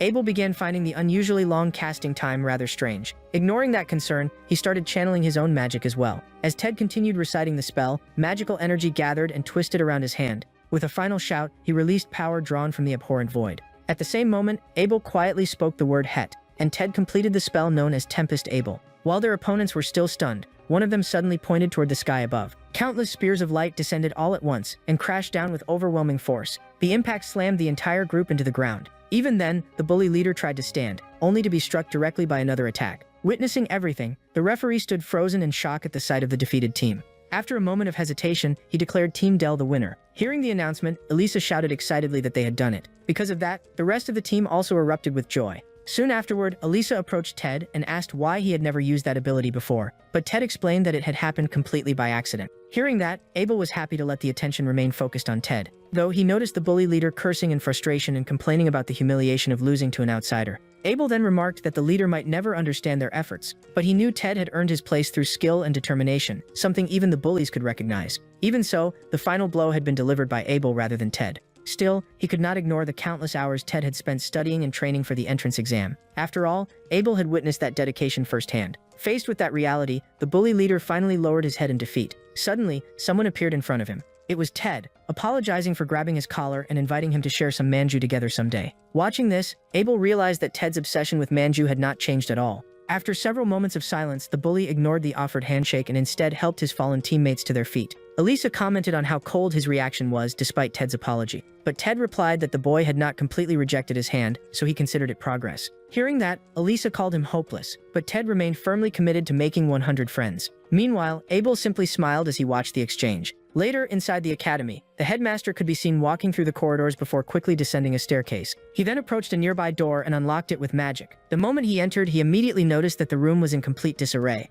In response, Emerson apologized for the mess and invited him to take a seat. However, the headmaster's attention was drawn to a monitor, and he remarked that Emerson had been reviewing the footage repeatedly. Emerson explained that the images came from a surveillance aircraft he had personally developed. In the recording, Ted could be seen casting his magic and striking the opposing team. The headmaster's interest immediately deepened, and Emerson realized that he had noticed it as well. He pointed out that a concealed spell was present in the footage, something very few people would be able to detect. Looking more closely at the recording, it was possible to see Abel subtly moving his lips as he recited a spell. Because of this, Emerson swore that he would uncover Abel's true identity. Several days later, Abel finally had the chance to explore the capital's culture alongside Elisa. On his way out, he spotted Lilith at the reception desk and asked whether she was on duty that day. Seeing him, she asked if he was heading to the library again, but he simply handed her a document. When she saw that it was a leave permit, he explained that he was going into the city. Lilith's expression immediately became a little gloomy. She then asked whether he would be going with Elisa, which left him confused. Lilith explained that earlier she had received a similar request from a student named Elisa. After hearing that, Abel asked whether there was a problem, and she replied that there was not.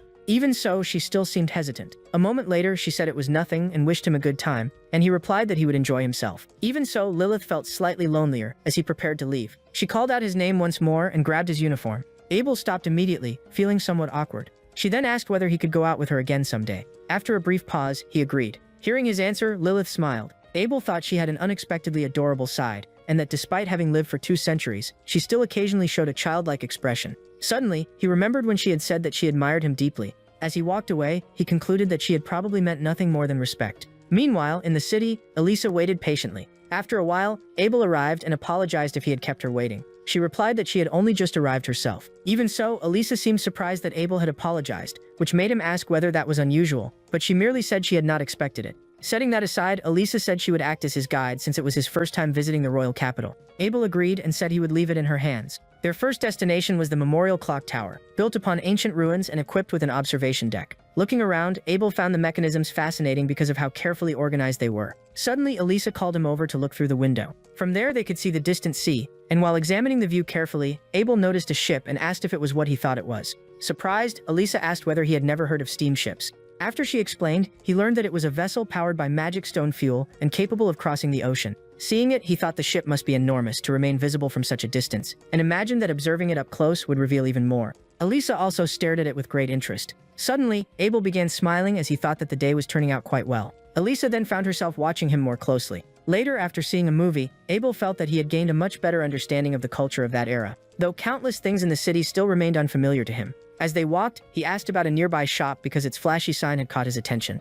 Elisa struggled to explain it at first, but eventually said that it was a game center. Since Abel still did not understand, she added that it was a place where people spent their free time and money on entertainment and games. Hearing that, Abel found it interesting because entertainment culture had developed in a completely different direction from what he remembered. Curious, he suggested that they go inside, although Elisa was also uncertain since it would be her first visit as well. The two entered together, unaware that a regalia spy was already watching them from within the building. They saw numerous people enjoying different games, but their attention was quickly diverted when someone noticed they were students. Suddenly, a skeletal mascot tapped Elisa on the shoulder and asked what she was doing there. The sight of the skeleton startled Elisa, and she instinctively grabbed onto Abel, who calmly told her to relax. He explained that it was merely an artificial figure animated through magic. Realizing that, Elisa immediately let go and apologized. The skeleton replied that reactions like that were nothing new to him, though Elisa clarified that her apology had not been directed at him. Putting that aside, the skeleton informed them that the section with spinning games was restricted to adults and directed them toward the area open to all ages. The two headed there, and Abel soon found himself surrounded by all sorts of unusual attractions.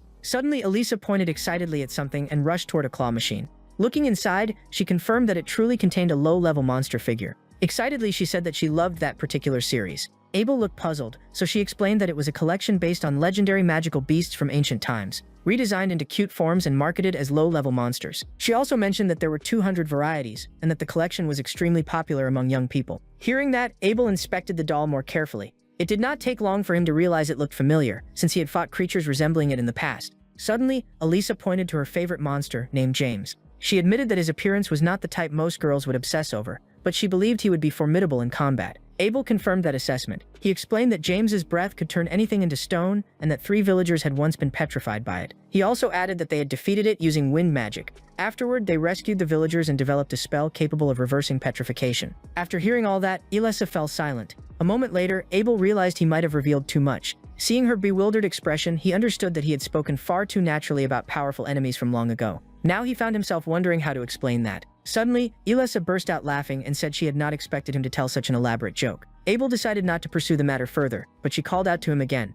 Elisa then asked whether he found it strange that she preferred strong characters over cute ones. She wondered if he thought that made her less feminine, revealing a trace of insecurity. He replied that it was perfectly natural for people to have different tastes. He also said that it suited her well, and that what mattered most was a person's nature, rather than outward appearances. Those words left Elisa completely stunned, though she still managed to thank him. After that, she admitted once more that James was her favorite. Abel then asked whether she wanted the doll. She shyly answered yes, though she believed winning it was impossible because the claw looked too weak to lift it. Abel studied the machine for a moment and agreed. Using his analytical eyes, he quickly determined that the claw had intentionally been made weak. On top of that, the controls had clearly been designed to be frustrating. After reaching that conclusion, he remarked that the business practice was rather dishonest. Even so, he felt no guilt about what he intended to do next, prompting Elisa to ask whether he was planning to win the doll. After inserting a coin, Abel replied that magicians like them specialized in making the impossible possible, so it could hardly be considered theft. After all, he had paid the required fee to play, so he activated his magic, blending physical force with magical energy. As a result,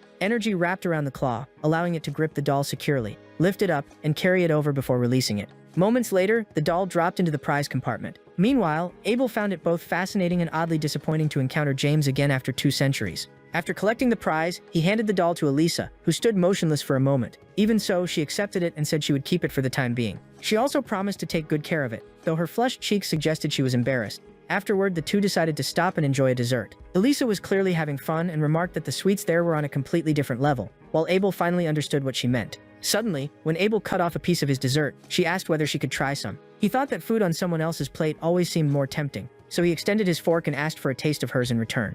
Instead, Elisa quickly leaned forward and took the bite directly from his fork. Afterward, she commented that the dark chocolate added a distinctive touch and declared that it tasted amazing. In exchange, she offered him a bite of her dessert, which Abel accepted. After tasting it, he remarked that he usually disliked sweets, but this one was easy to enjoy. Hearing that, Elisa nodded and said that was exactly why it was her favorite. However, Abel found it interesting that she was not particularly picky about food, which left her confused. He then explained that he had read that sharing utensils was often considered an indirect kiss, causing her face to turn bright red. Because of that reaction, he assumed she had not known and had simply been focused on enjoying the dessert. Noticing her embarrassment, he apologized for bringing up something unnecessary. In a slightly panicked tone, Elisa replied that indirect kisses were completely normal and did not bother her at all. Hearing that, Abel answered that everything was fine then. Even so, he could tell she still seemed troubled, but he chose to trust her words. Changing the subject, he looked around and remarked that this street felt different from the others. Elisa noticed it as well and commented that the area had a retro atmosphere. Abel agreed, saying that it felt nostalgic. At those words, her expression suddenly became serious.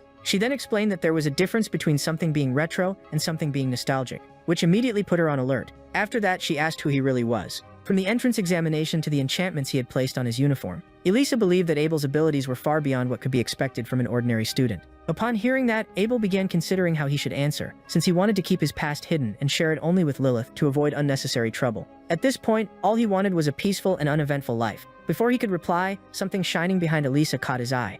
The moment he noticed it, he decided that dealing with it came first. As he rose from his seat, he thought that being watched at school was one thing, but being monitored outside of it was unacceptable. Elisa noticed him moving and started asking what he was doing, but Abel kept walking toward her. As a result, she froze when his face moved closer, causing her to panic internally. At that moment, Abel launched a fireball enhanced with accelerated projectile speed. Shortly afterward, a sharp explosion echoed behind her. Seeing Elisa's startled reaction, Abel remarked that it was probably just a faulty street lamp, and attempted to resume their conversation. But Elisa cut him off, and her mood shifted. Afterward, she told him to forget the matter and apologized for prying into his affairs. Abel was confused, but Elisa stayed silent and kept her gaze lowered, thinking that she did not want to feel shut out. After all, she was already certain of her feelings toward him. Later, while they were on their way back, Abel could still sense that someone was observing him and decided it was time to handle it. He stopped walking and told Elisa to return on her own. Confused, she asked why. He explained that he had forgotten something at the last shop they visited and needed to go back. After hearing that, she reluctantly agreed and said she would see him the next day. Abel nodded and thanked her. Once she left, he headed into a nearby alley. When he stopped, he turned around and stated that he knew someone was there. He also mentioned that there were two people and ordered them to reveal themselves. Soon afterward, a woman stepped out and remarked that Abel had sent Elisa away because of them. For that reason, she said she admired clever children like him.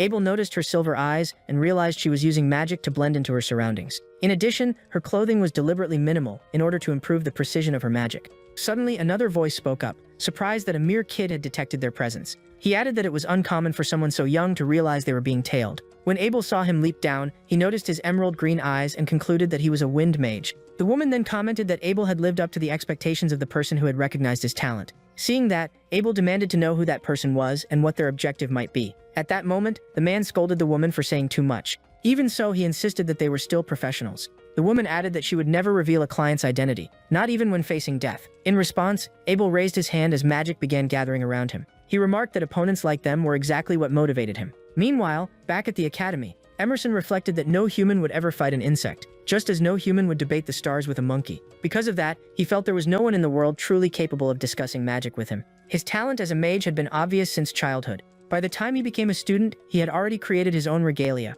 Both his talent and his invention were revolutionary. Yet people merely said it must be nice to be a genius and that his work was too difficult to understand. On top of that, he often heard others claim that he probably looked down on everyone around him. Over time, he realized that extraordinary talent often came with profound loneliness. When he entered the academy, he tried to make others understand him, but he soon discovered a painful truth. Forcing understanding between people of vastly different abilities was pointless. Just as a diamond can only be polished by another diamond or something even harder. In the same way, a mage could only continue growing by facing someone of comparable level. Without that, there could be no progress. Because of that suffocating stagnation, he eventually lost his reason to keep striving. However, Abel changed everything. Watching and measuring Abel's abilities had given him hope that he could evolve once more. Feeling his heart race with anticipation, he decided to take action and recruited Musen and Barton, two of the leading mages within the Chrono Society. After making that decision, he returned to his room using magic. As he opened the door, he was still thinking about how he could learn more about Abel. However, he froze when he realized someone was already inside. There sat Abel, casually occupying his chair and apologizing for making himself comfortable. Startled, Emerson nervously asked how Abel had managed to enter.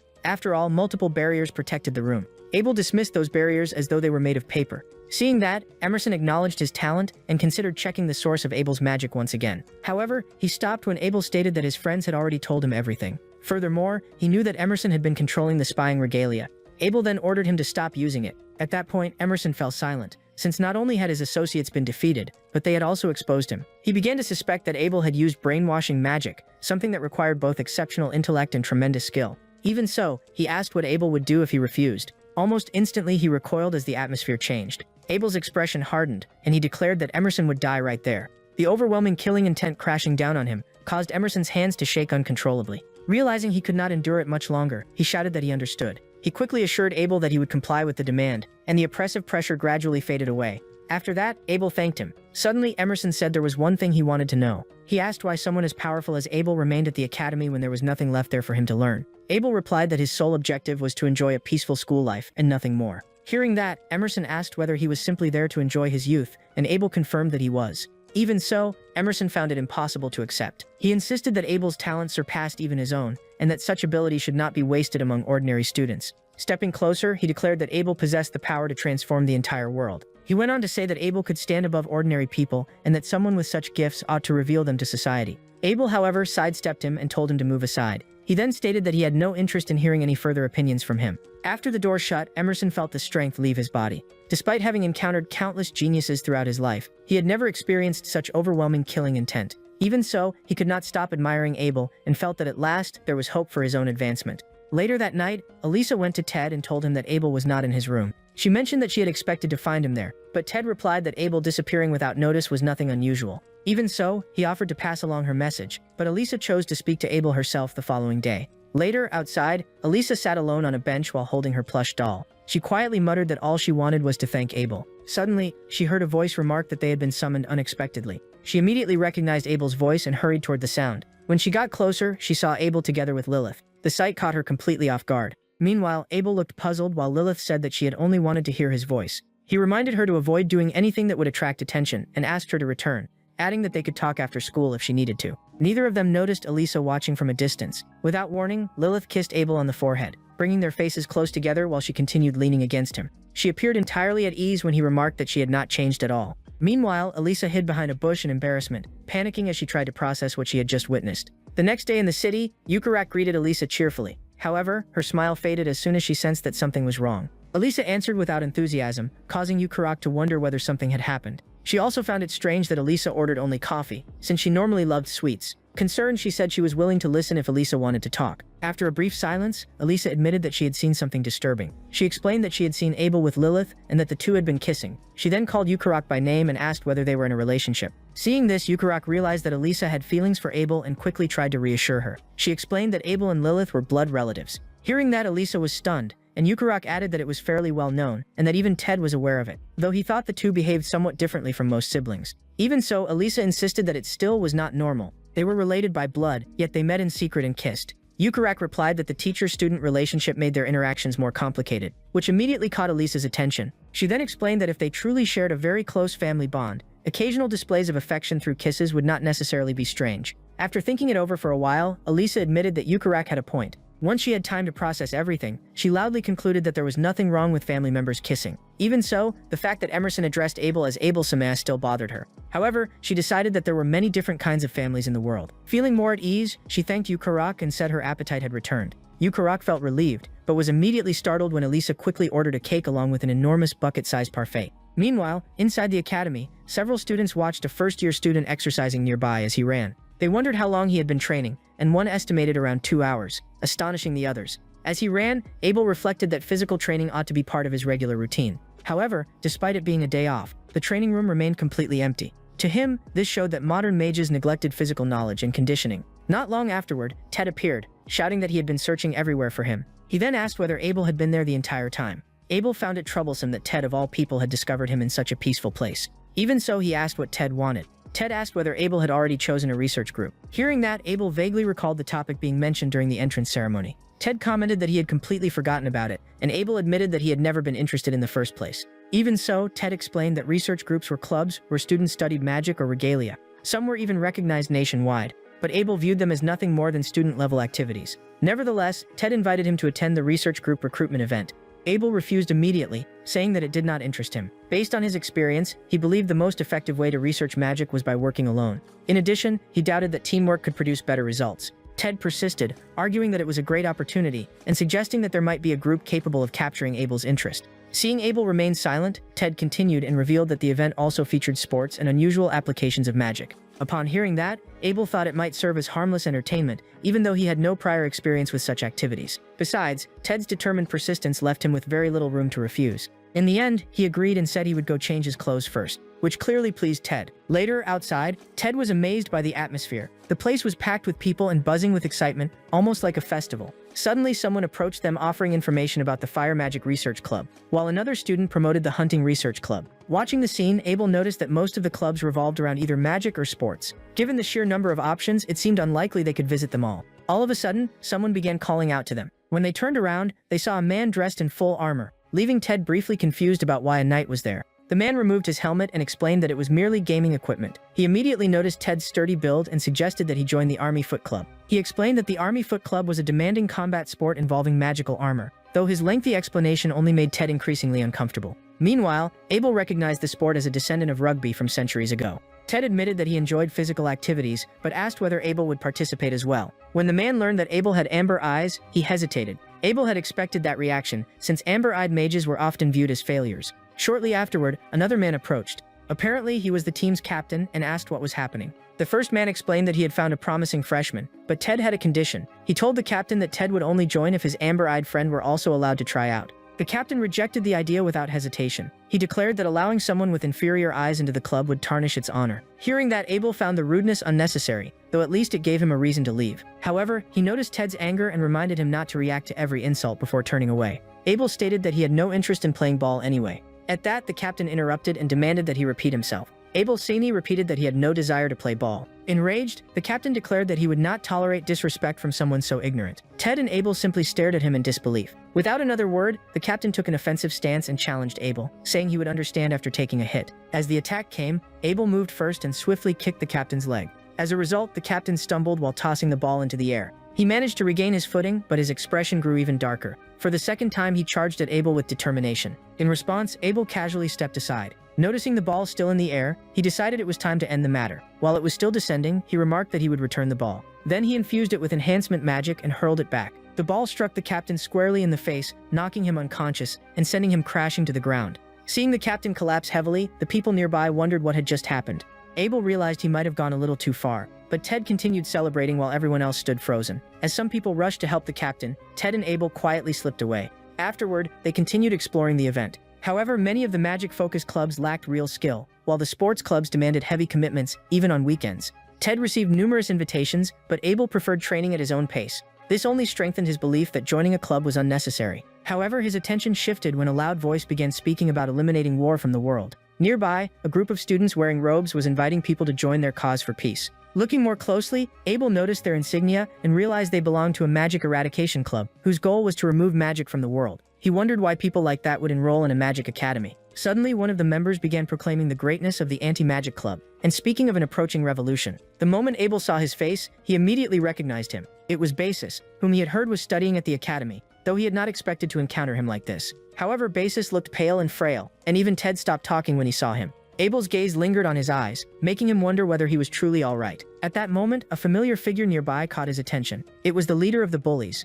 Abel called out to him. The young man hesitated when he noticed Abel, but Abel gestured for him to come closer and questioned him before he could finish speaking. Abel asked about the group standing in front of them. Realizing who he meant, the boy asked whether Abel had never heard of the organization AMO. When he saw that Abel genuinely did not know, he explained that AMO was an anti-magic organization. Publicly, they preached peace and the end of war, but their use of radical methods and ideologies was a well-known issue, though Abel seemed unaware of it. He then suggested that Abel study subjects beyond magic, and changed the topic. He asked whether Abel had chosen a club yet, but Abel replied that he had not. The boy commented that nobody wanted a student with inferior eyes, but Abel told him to leave. Even so, he refused and said he knew the perfect club for him. He then asked Abel to follow him to a club that would actually accept him. Seeing this, Abel agreed, saying that one more disappointment would make no difference, which irritated the boy. After walking for some time, they finally stopped, and he pointed toward a table ahead. A girl was sitting there holding a parasol. The moment he saw her, Abel sensed that something was unusual. He noticed that everyone avoided walking near her without even glancing in her direction. Suddenly, the boy told him that her name was Noel,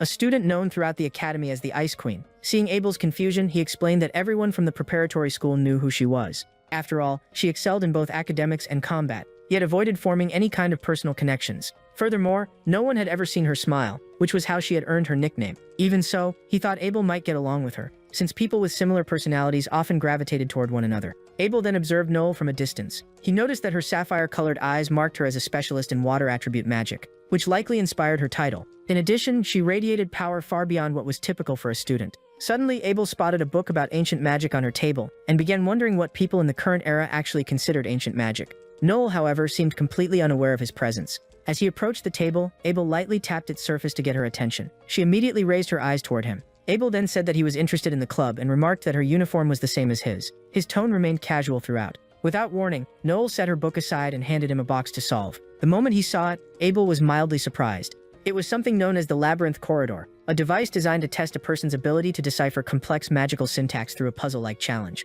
To Abel, it stirred a sense of nostalgia, and the craftsmanship was detailed enough to suggest it was not mass-produced. Because of that, he suspected Noel had built it herself. Focusing on the task, he began analyzing the magical syntax embedded within the box. He then channeled magic into it, adjusting the correct sequence of internal pathways. Within moments, the mechanism opened with a sharp click. Seeing this, Noel's eyes widened in astonishment. Abel simply handed the solved box back without saying a word. She immediately inspected it for damage, but he assured her that it was untouched, and that he had genuinely solved the puzzle. Even so, Noel seemed skeptical, since a challenge like that should have taken at least an hour to complete. Abel then reminded her that he had passed the test, and that it was now her turn to explain the club. Noel agreed and decided to take him to the club room. With that, the two of them headed back into the academy. Along the way, Abel noticed that they were passing through a restricted area, and asked whether they were really going the right way. Noel merely replied that they had already arrived. In front of them stood nothing more than an ordinary wall. However, Abel immediately understood what it was. Noel removed the necklace she was wearing, whose pendant was made from engraved metal, and pressed it against the wall like a key. A glowing doorway instantly appeared on the surface.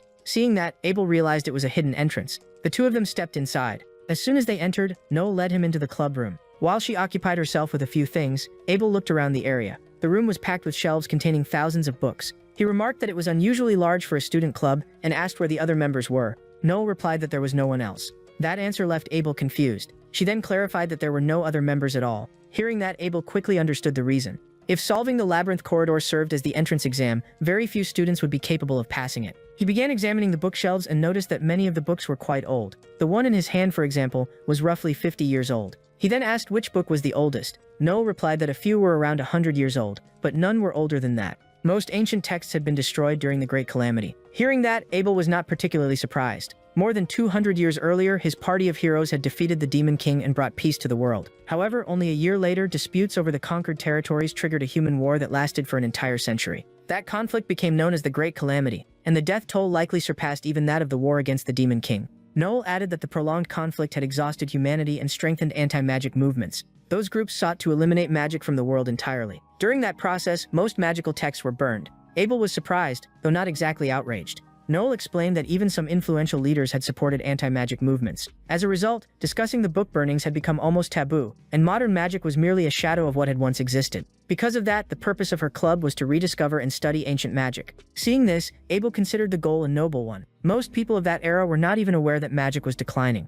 Therefore, simply recognizing that reality was enough proof that Noel was an exceptional mage. Suddenly, she asked somewhat nervously whether he was going to laugh at her. Many people, after all, claimed that regalia-based magic was far more practical. Indeed, regalia allowed anyone to use magic in a standardized way, and that approach had become the norm. However, Noel had devoted her entire life exclusively to the study of ancient magic. Because of that, other mages viewed her as strange, which had likely left her isolated. Even so, Abel assured her that he would not laugh. Moreover, he had no interest in mocking the efforts of others. Hearing that, Noel found it intriguing and asked for his name. Abel gave his answer. She then introduced herself as Noel. Shortly afterward, she showed him the key to the room and handed him a copy, asking him to return the next day because there was something she wanted to show him. The following day at the academy, Abel tried waiting for Ted, but classes had already ended. He assumed Ted was probably exhausted after being chased around by sports clubs trying to recruit him, so he decided to leave him alone. Furthermore, Abel assumed that some club captain would eventually recruit Ted before long. While he was thinking about that, someone called out to him. Turning around, he saw Elisa walking toward him. She asked whether he had already chosen a research club.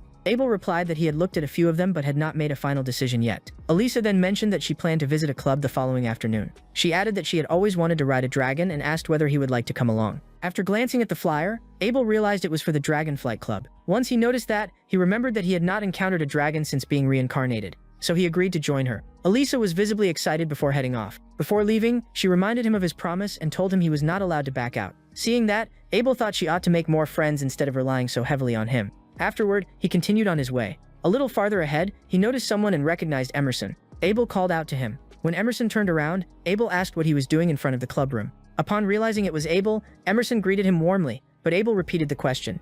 Emerson then explained that he served as the advisor for the Ancient Magic Club and occasionally stopped by to check on things. He assured him there was nothing suspicious about it. Even so, Abel did not appear convinced. Emerson then asked him to place a little trust in him. After that, he asked why Abel was there. Abel answered that he had something to do inside the club room. At that, Emerson immediately understood what he meant. He began to suspect that Noel might also have taken an interest in Abel. As a result, he decided to chat with him for a while. He explained that Noel had entered the academy through the principal's recommendation and was the only first-year student exempt from attending classes. That was because her abilities surpassed those of most instructors. As a result, the academy could not provide lessons suited to her level. Instead, she had been granted access to the secret library and allowed to pursue her studies independently. Emerson then remarked that Abel possessed the qualifications for the same treatment and offered to exempt him from classes as well. Abel rejected the offer without hesitation. Emerson then pointed out that Abel often claimed to want an ordinary life. When Abel looked at him, Emerson said that his actions suggested otherwise, considering he was associating with someone everyone else avoided. Abel replied that he was only interested in her books, but Emerson disagreed. He asked why Abel sought out ancient texts when he knew people would view him differently because of it. He also remarked that life would be much easier if Abel simply minded his own business. Then he asked why he was so invested in the matter. Suddenly, Emerson reached a hand toward Abel's face, but after a brief moment of consideration, he merely patted him lightly on the shoulder. After that, he said goodbye and walked away. Abel remained silent. Soon afterward, he used his analytical ability on his shoulder and discovered that Emerson had planted a magical surveillance device there. He removed it immediately and decided to inspect the clubroom as well. Meanwhile, Emerson realized his trick had failed. Back inside the clubroom, Abel finally entered. The moment Noelle saw him, she immediately rose from her chair. Abel set his bag on the floor, and she quickly walked over to him. She then said that she had been waiting for him. Hearing that, Abel briefly thought she was behaving like some kind of pet,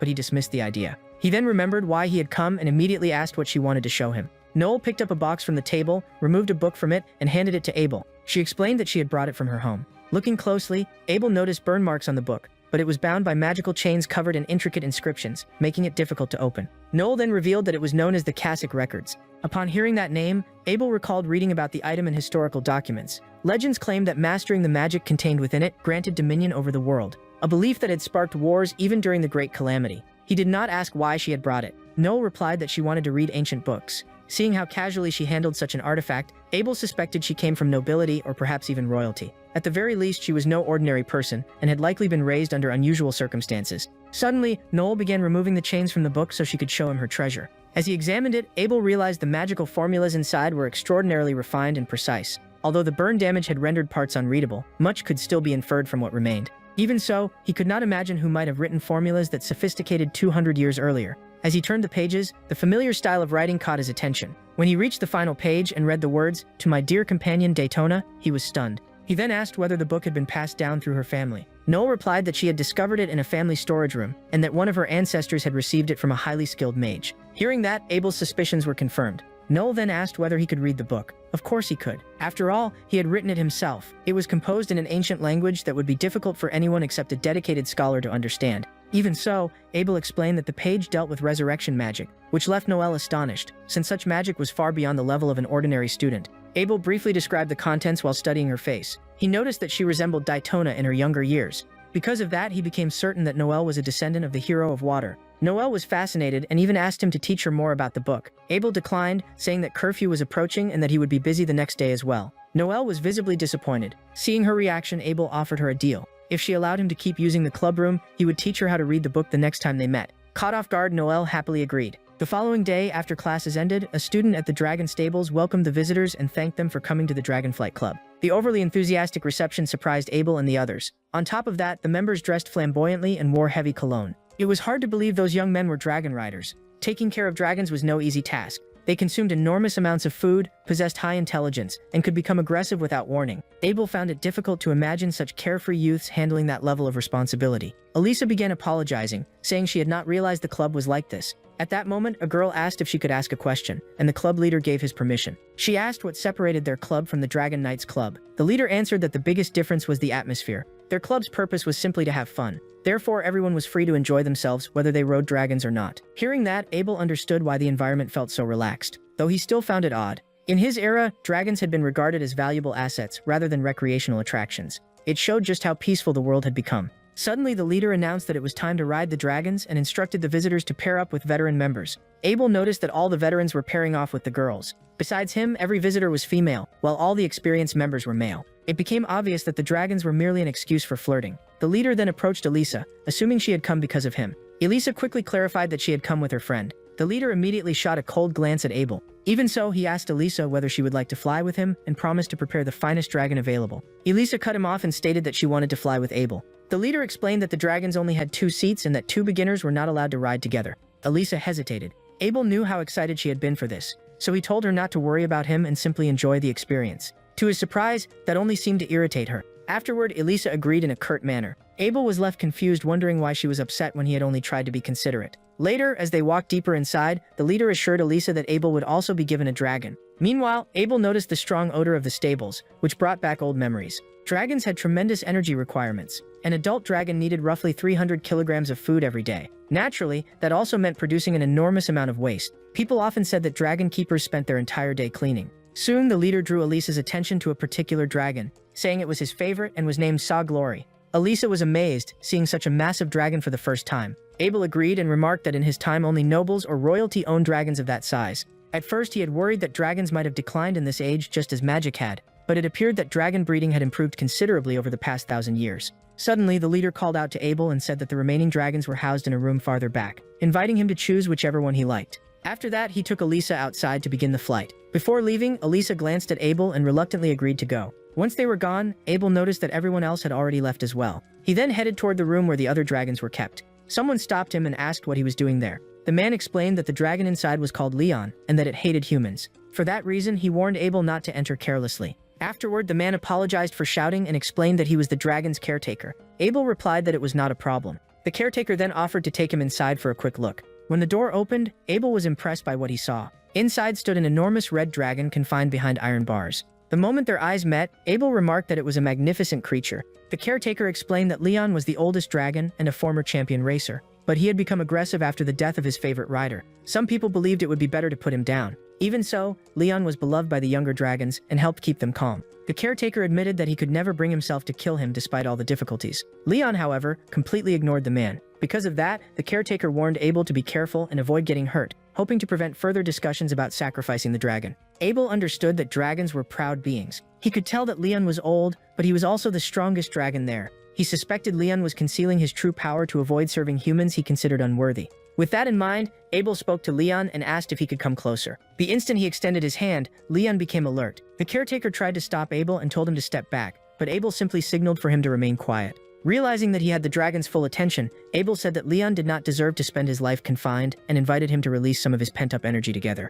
Leon remained motionless, but Abel sensed that the dragon wanted to test his mana, so he created a small sphere of magic and allowed it to drift slowly toward the dragon. The caretaker watched in stunned disbelief as Abel carried out this strange action. A few moments later, Leon lowered his head before him. The caretaker stammered, unable to believe what he was witnessing. Then Abel told Leon that his caretaker was someone trustworthy, and that he hoped the dragon would listen to him. Leon turned his gaze toward the caretaker, who looked extremely nervous. Even so, the man asked Abel who he truly was. Abel replied that he was nothing more than a student and that he intended to take Leon out for a little while. Meanwhile, Elisa and the club leader had just finished their flight and landed. As she climbed down from the dragon, Elisa was amazed by the scenery. From that height, both the academy and the city looked tiny. She thought the experience would have been even better if Abel had been there with her. Suddenly, the leader offered her some tea, and Elisa accepted without a second thought. While she drank it, he suggested that they take a short break. Without warning, Elisa began to feel strangely ill. She noticed that the leader was holding her hand and jerked back in alarm, causing the teacup to slip from her grasp and shatter on the ground. She immediately ordered him to stop. The leader seemed puzzled by her resistance and implied that this was why she had come. He also made insulting remarks about a girl being alone with a man. Then he suddenly asked whether she would rather be with Abel, though perhaps it was already too late for that.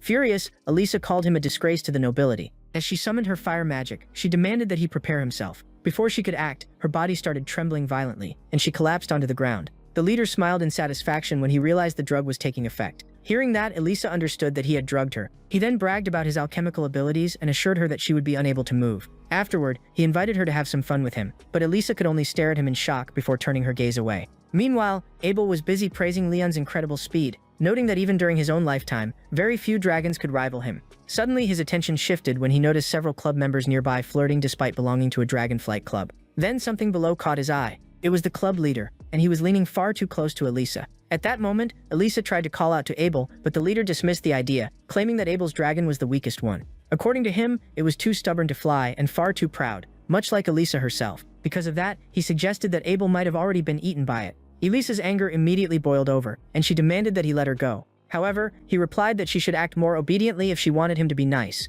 In response, Elisa shot him a look filled with disgust. When the leader started touching her, Elisa cried out for Abel's help. Almost instantly, the leader was seized by the head as Leon appeared beside him. Abel reminded him that any act committed without consent was strictly forbidden under Academy regulations. The moment she saw Abel, Elisa felt an overwhelming sense of relief. Even so, the leader demanded that Abel stop touching him. He then asked how Abel had arrived there with Leon, but Abel answered that Leon was special and described the leader's behavior as harassment. The leader merely laughed at the accusation. He then claimed that Elisa had not been resisting and that Abel was simply interfering. Before Elisa could object, Abel spoke on her behalf. He stated that she was not some spineless aristocrat who would surrender to him and ordered him to let her go. Upon hearing that, tears welled up in Elisa's eyes. The leader then drew his regalia and mocked Abel's inferior eyes, claiming they were incapable of using magic. Next, he aimed his weapon and decided to eliminate both Abel and his dragon, firing a flaming projectile. Leon immediately shielded Abel from the attack. Seeing this, Abel leaped upward and cast magic onto Leon's wing. As a result, before the projectiles could reach them, Leon beat his wings with tremendous force and scattered them. Afterward, Abel landed behind the leader, who immediately aimed his regalia at him once again. However, Abel quickly observed the leader's wrist. After analyzing the weapon, he neutralized its magical syntax, so when the leader tried to fire again, nothing happened. Frustrated, he threw the weapon aside. Then he summoned Saint Glory to attack. The creature looked down and found Abel standing there, but before it could make a move, a powerful stomp from Leon shook the entire area. The leader, Elisa, and Abel were all briefly stunned. However, it became obvious that Leon was determined to protect Abel. Leon fixed his gaze on Glory, and the creature froze immediately. Afterward, Leon locked eyes with the leader as well. The moment Glory saw that, it understood immediately and turned toward its own master. Terrified, the leader insisted that Glory's enemies were in the opposite direction, but the dragon ignored him, grabbed him, and lifted him into the air. The leader screamed in panic while Abel and Leon watched in silence. After that, Elisa's mood changed completely, and she became cheerful again as she rode on Leon. She remarked that he was much faster than the dragon she had flown on earlier. That made Abel happy, since he had been worried she might remain upset because of what had happened. With that concern gone, he could continue patrolling, though seeing students everywhere made him think there was probably not much to worry about. While they were flying, Elisa called out to him. She then remarked that it would be wonderful if they could stop the flow of time. Hearing that, Abel considered that researching time-freezing magic might be worthwhile. It seemed achievable, and practical time manipulation could likely be developed within 5 years. Suddenly, Elisa began complimenting him. When he asked her to repeat what she had said, she quickly changed the subject. Leon, however, had heard everything, so he accelerated dramatically, causing Elisa to scream in surprise while Abel remained thoroughly confused.